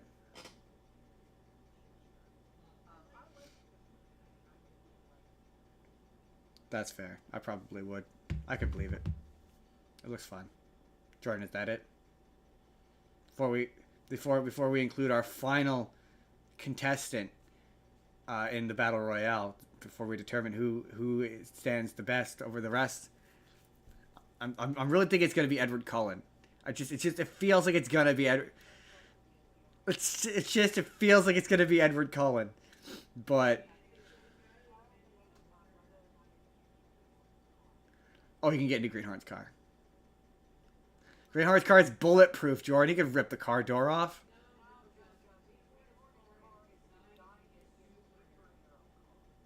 Yeah, but I'm just saying he could open the door and rip it off and get to him. And also, it's not an entirely.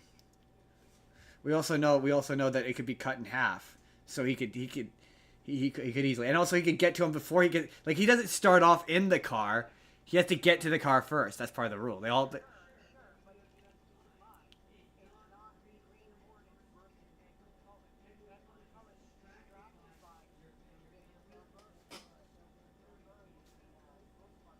That's why I think Bill Murray.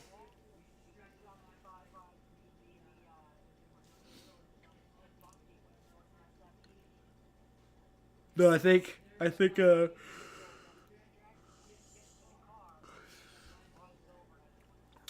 I think that dress assessment he goes for Green Hornet first, then he goes for Bill Murray, and then it's supremacy from there.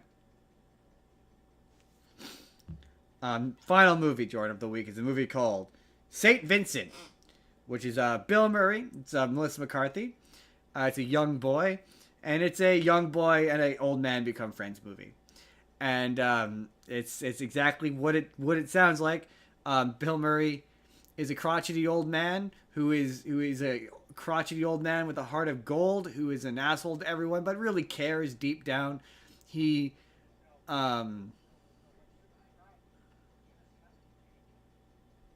kind of, yeah, except for they're not Asian, and one of them's Melissa McCarthy, and Bill Murray is sleeping with a pregnant Russian prostitute, and his wife has dementia, and he's keeping her in the most expensive care home that can be bought, and he goes every week and he does her laundry and pretends to be a doctor. And Melissa McCarthy, after divorcing from her husband, who will cheat on her with anyone that moves, so she says, moves it next door to Bill Murray, and the kid who is I quite like the kid. He's the kind of kid character where he's like a real kid, where he's not stupid. Like he recognizes or emotionally like stupid, where he recognizes that Bill Murray doesn't want to be around him at first, and their relationship builds slowly and organically, which is nice. Like he recognizes when they go to at one point Bill Murray takes him to the racetrack, and he recognizes that like, yeah, no, we're not supposed to be doing this, and their relationship develops like way more organically. And my only real it's my favorite kind of Melissa McCarthy performance, where she's just a normal person, except for one scene where the kid goes to a Catholic school, and I guess purely to facilitate the ending, which is like they have to do a project where they find a modern saint, because throughout the movie, the uncle from Slumberland, he is in this, and he's a priest or whatever, and he's teaching them about saints throughout the movie. And it starts off where there's a couple of kids who come at him like really aggro, like the kid, and they like beat him up, and so steal his phone and keys, and so he can't get into the house. So Bill Murray, Vincent babysits, and he's grouchy at first, and they become friends over the course of the movie. They develop a relationship, whatever, and he owes money to Terrence Howard at the racetrack, and so and the kid go and they win a bunch of money, and so he tries to and at the same time they're trying to kick his wife out of the care home. And so he goes to take the money out of that him and the kid had made, and tries to bet on a horse in order to get enough money to keep the wife in the care home. And he loses it all, and then Terrence Howard shows up at his place to try and get the money. And like this was kind of a nice moment where like Terrence Howard doesn't want to do this. Like he seems really sad about it. Like he's like really upset that Vincent, why are you making me do this? Like I don't want to do this. Just give me my money, and I don't want to do this. And so they go to beat him up, and he has a stroke.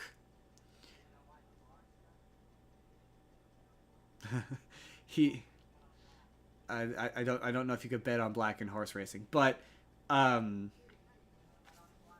suppose that's true. But anyway, so he has a stroke. And a significant portion of this movie is him trying to come back from a stroke. And so for the back, like half of the movie, it's him learning how to walk again and how to speak. And he's affected by the stroke for the rest of the movie.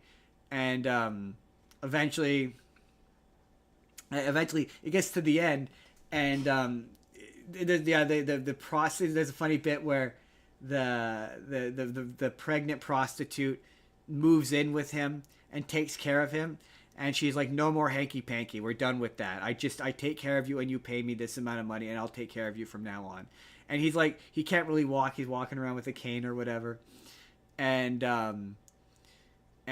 she shows up for something, and Melissa McCarthy is just like, is that his kid?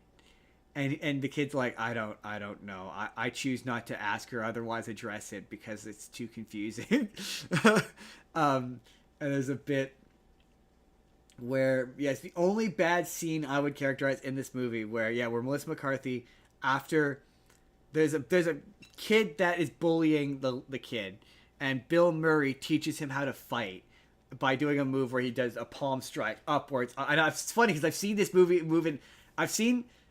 It's a go-to move that like assholes always teach kids in movies, but it's like you take your palm and you push it up into their nose, and if you do it right it'll break their nose. I'm pretty sure that Ender does that move in Ender's Game.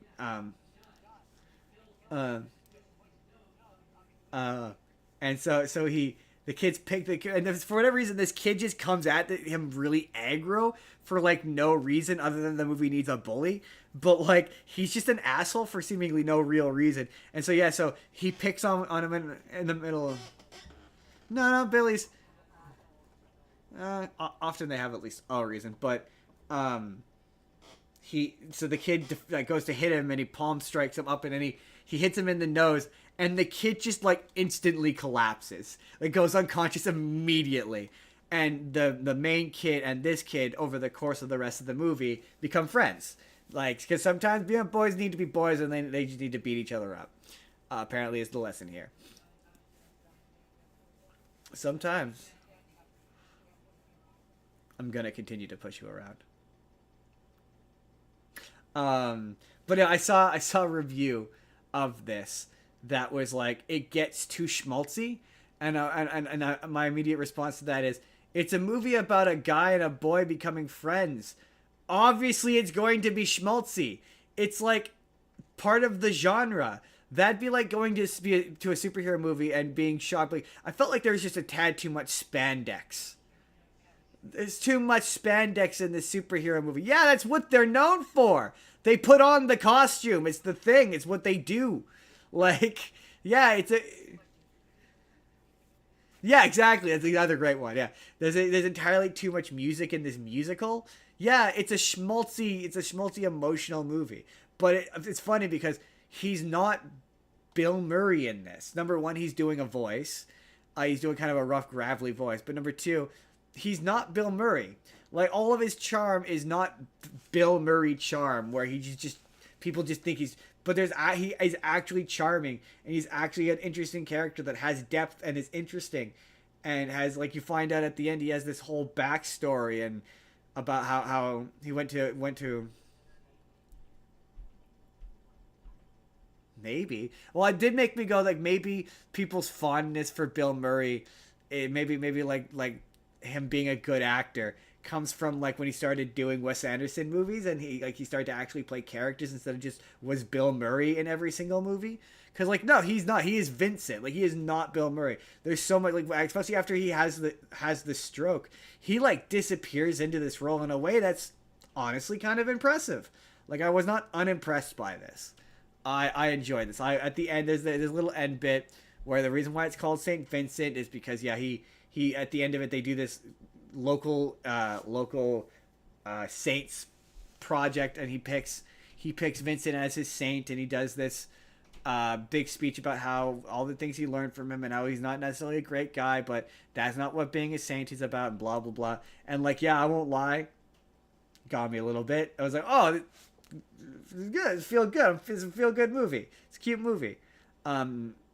Yeah, the only person who's not good in is Melissa McCarthy, and that's only because there's one scene where I keep alluding to it, where it's her and two of the priests, and she just just says a bunch, like, it was like a moment. It reminded me of Ghostbusters 2016, where she just makes a bunch of weird jokes, tone deaf jokes that don't work in this kind of movie, that feel like they're from, like, they just let her improv. They're like, okay, just improv this, say what you're gonna say. And she says something about, like, umbilical. I don't even remember all of it, but it's just this really long, really weird speech that's not very funny and just feels like it's from 2016 Ghostbusters, like that kind of bad improv. I'm like, but the rest of it, where she gets to act like a normal person and just is normal, is great. Like, a lot of my favorite scenes in this movie are from her. But yeah, when she's trying to be funny Melissa McCarthy, it's not funny. It's not enjoyable. She is, yeah. I find she's funnier when she's the straight man. Like, when she's the one that ridiculous stuff is happening to and she's reacting to it. So, but also, like, my favorite Melissa McCarthy line of all time is still, I'm going to ram my fist down your throat and my other fist up your ass. I'm going to play you like an accordion. It's funny every time. It makes me laugh every time. Her shit in Spy, just how she's unreasonably mean, is funny every time. So, like, yeah, you're right. It is absolutely hit or miss. That's it. So we have to decide who wins this battle royale. Oh yeah, he lives to the end. By the way, he lives to the end. He's alive at the end. The movie ends with he's like sitting outside smoking a cigarette, and, like, the ending credits is just him singing this not Billy Joel, Bob Dylan song for, like, the entire credits. It's really weird, but he's alive and on a cane and a stroke victim. Also, I feel like no killing. None of these guys did any killing in this. Except for Ted Bundy. Yeah, except for your one guy. So it has to be knockout. I still think it's Edward Cullen, except for Ted Bundy, but Ted Bundy's already dead. Ted Bundy and Remember Me. No, we'll just to make this simpler, so we can knock out guys. We'll knock out the guys who died at the end of their movie.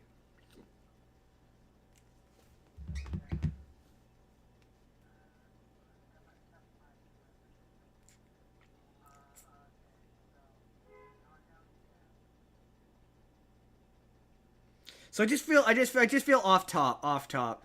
Larger than life. So number one, I mean, we're just gonna knock out the guys who are just gonna go down due to bad health. Osmosis Jones, Bill Murray is going down. He's out. He's out instantly. He's out. He's out pretty quick. Do I mean, we can do a no. I think it would probably take too long to do a tournament style bracket. So we're just gonna eliminate based on vibes. Anyone who's just a guy, I think has got to go. So I think larger than life and Stripes. No, larger than life. Bill Murray's got to go. He's going. He's gone. He's just. I mean, I'm just gonna eliminate basically all of the Bill Murrays except for Venkman. They're all dead. They're gone. They're knocked out. They're not clean unconscious. Edward Cullen has gotten to all of them.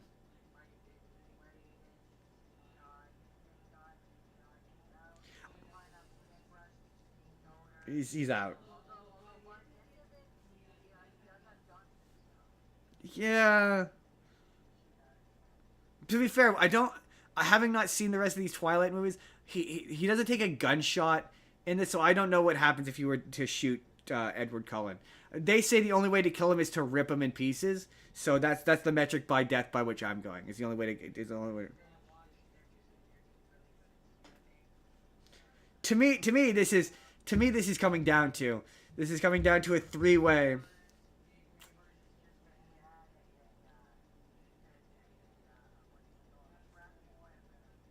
Jordan, it's Venkman. It's Venkman, right? With the positron laser.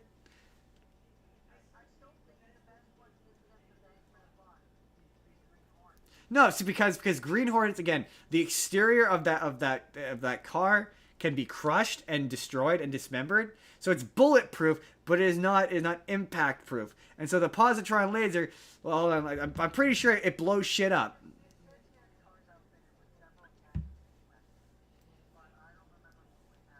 Because it gets we're gonna not take this into reality and just use the feats within the movie. It gets sliced in half by an elevator, so that tells me that car is weak. That car is weak.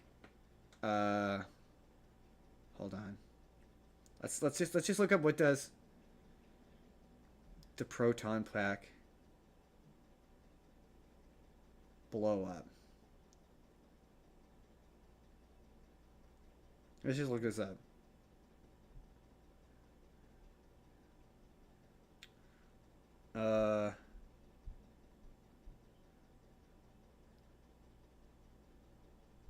Let's see. So this says that it's only when it cross streams that it explodes. But like whenever they shoot it at shit, it blows the shit up. So I'm assuming that like at the very least it could hit him through the window. He's got a big windshield, so I'm pretty confident it could hit him through the windshield. And this is all under the assumption that Edward Cullen doesn't make it to him before he gets to the car. But no, I'm again, if the car can be crushed and Edward Cullen has super strength, then I'm pretty positive that he can rip the car door and get him.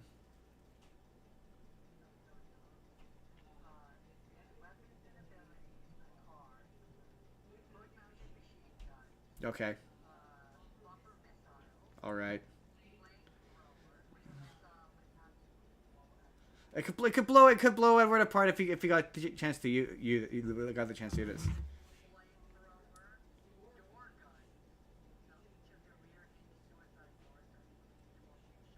Let's see if Edward Cullen is bulletproof.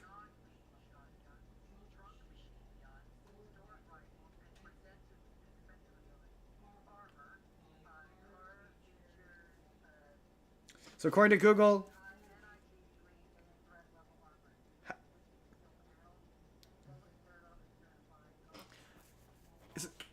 So according to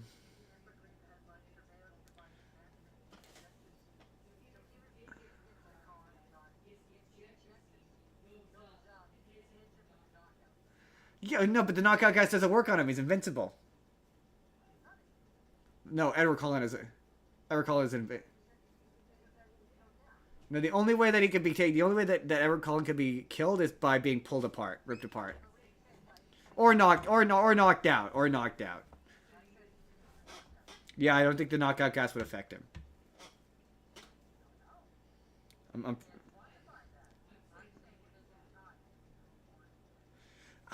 but the thing is, once Edward gets him out of the car, then okay, he takes a slap of the gas, and then Venkman's still there with the positron laser. I maintain it's Venkman all the way, because Venkman it's Venkman all the way. It's Venkman.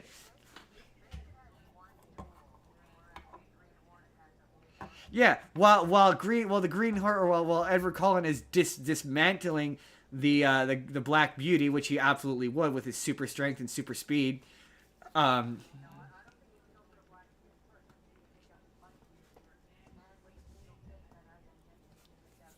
yeah, no, but you're remember you're forgetting he's still Venkman. He's a weasel, so he's hiding. He's hiding the whole time till he finds his most opportune moment, and then he's gonna blast the Black Beauty, which is no way the Black Beauty is positron laser proof, or he's gonna go for Edward. Either way, Edward is gonna be taking out the Black Beauty because the Black Beauty is the most obvious threat, being a car. That's what I'm saying. It's gonna wind up as a showdown between Venkman and Edward Cullen. And I'm pretty positive Venkman's gonna come out on top. Now, if we're going in purely physical, it's purely a physical fist fight. It's Edward Cullen all the way. Like,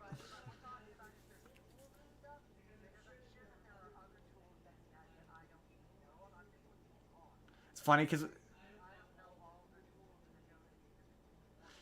you know what, we're gonna remove Edward Cullen and we're taking away all the tools. It's Baywatch. It's Baywatch. Zac Efron.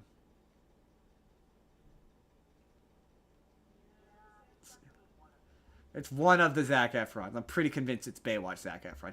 He's the most who's the most shredded Zac Efron?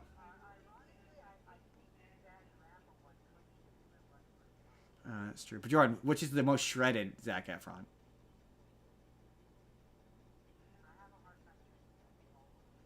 No, that's fair. I'm pretty sure it's the Baywatch one.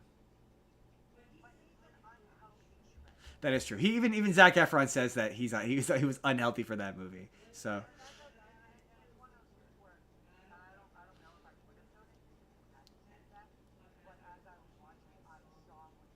yeah. Yeah. No, yeah. Well, yeah, once Zac Efron said that, I noticed that. You're right. He's right. He looks dehydrated. He looks so dehydrated. But that's the only way you can be that muscular is to be super dehydrated.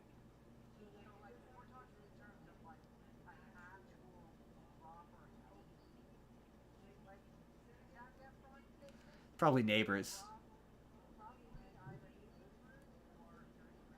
Yeah, I mean, he's pretty shredded in Dirty Grandpa.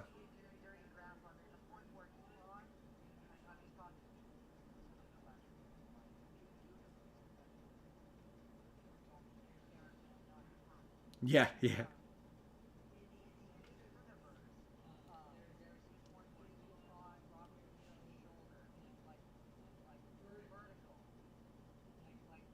True.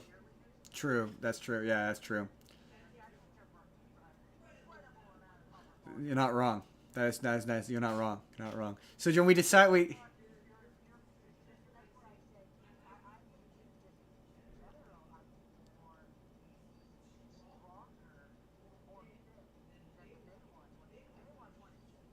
That is true. Okay, so we have to wrap this up because this has gone to a weird place.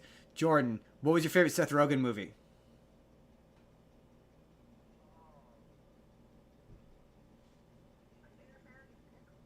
Really?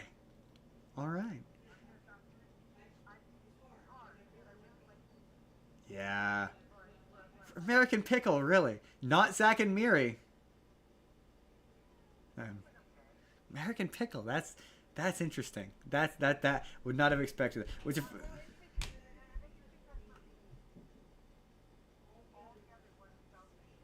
fair enough. Fair enough.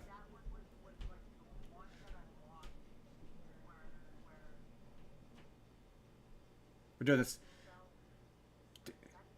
Fair enough. We're doing this. We're doing this rapid fire now. Jordan, favorite Zac Efron movie. Favorite Bill Murray movie is Saint Vincent. I enjoyed that one the most. No, I enjoyed Saint Vincent way more. Perhaps, although not many people like Ghostbusters too, so maybe not. And then my favorite Robert Pattinson movie. Oh, huh. Honestly, no. I need to look at which ones I want. I want to say probably The Devil Made Me, or The Devil All the Time. Um, yeah, either that or The Lighthouse. But like, I quite like The Devil All the Time, but that's kind of barely a Robert Pattinson movie. So I guess maybe The Lighthouse. That was legit a good movie.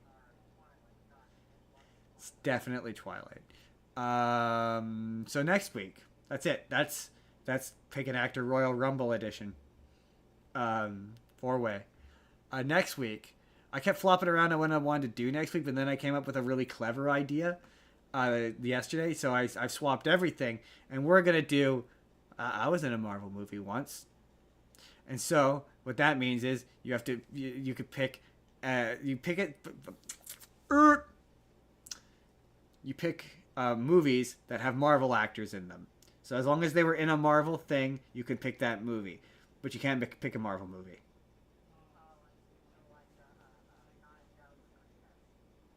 That would have not been the one I thought of, but yes, that is a great example. Yes, or Snowpiercer. That's another good one.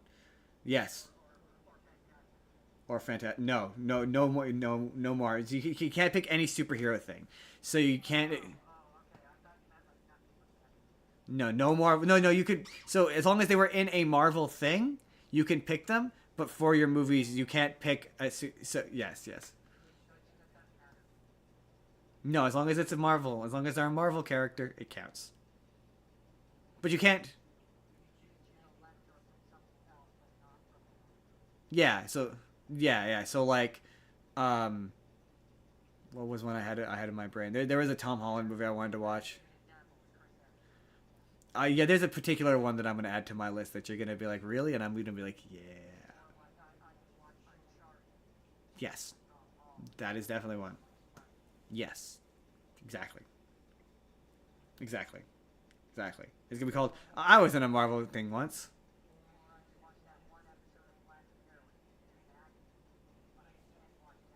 I mean, yeah, you certainly could. I thought about doing that so then I could watch Stranger Things.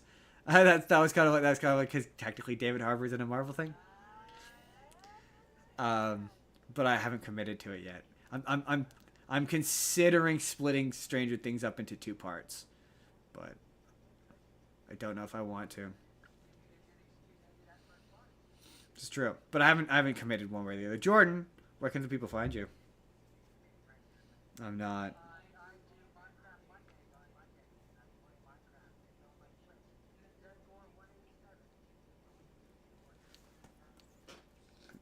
They'll be coming round the mountain when she comes. You can find me when she comes. You can find me on TikTok, Justin Spurr on TikTok. I do videos on TikTok. You can follow the show on TikTok, Spur of the Moment P. We don't have any other social media yet. If you want us to get some, you can let me know. We can. You can email the show if you want to tell the show something, recommend something, be on the show, sponsor the show, do whatever. You can email. It's Justin's business. It's a good place to do that. We have Discord. Discord hasn't been opening for me, so I haven't been able to get onto it. But we do have one. It's in the comments. Support Wild Education. Go check me out on down the middle. I'm going to be there.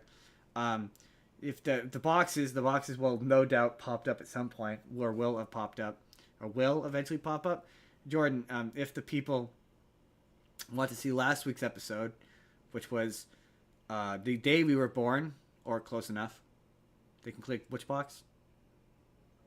Well, on the left. They want to see a random video that YouTube thinks they're going to enjoy. I don't know why it keeps doing that. Click that box on the right. It's going to take you to a random video that YouTube thinks you're going to enjoy.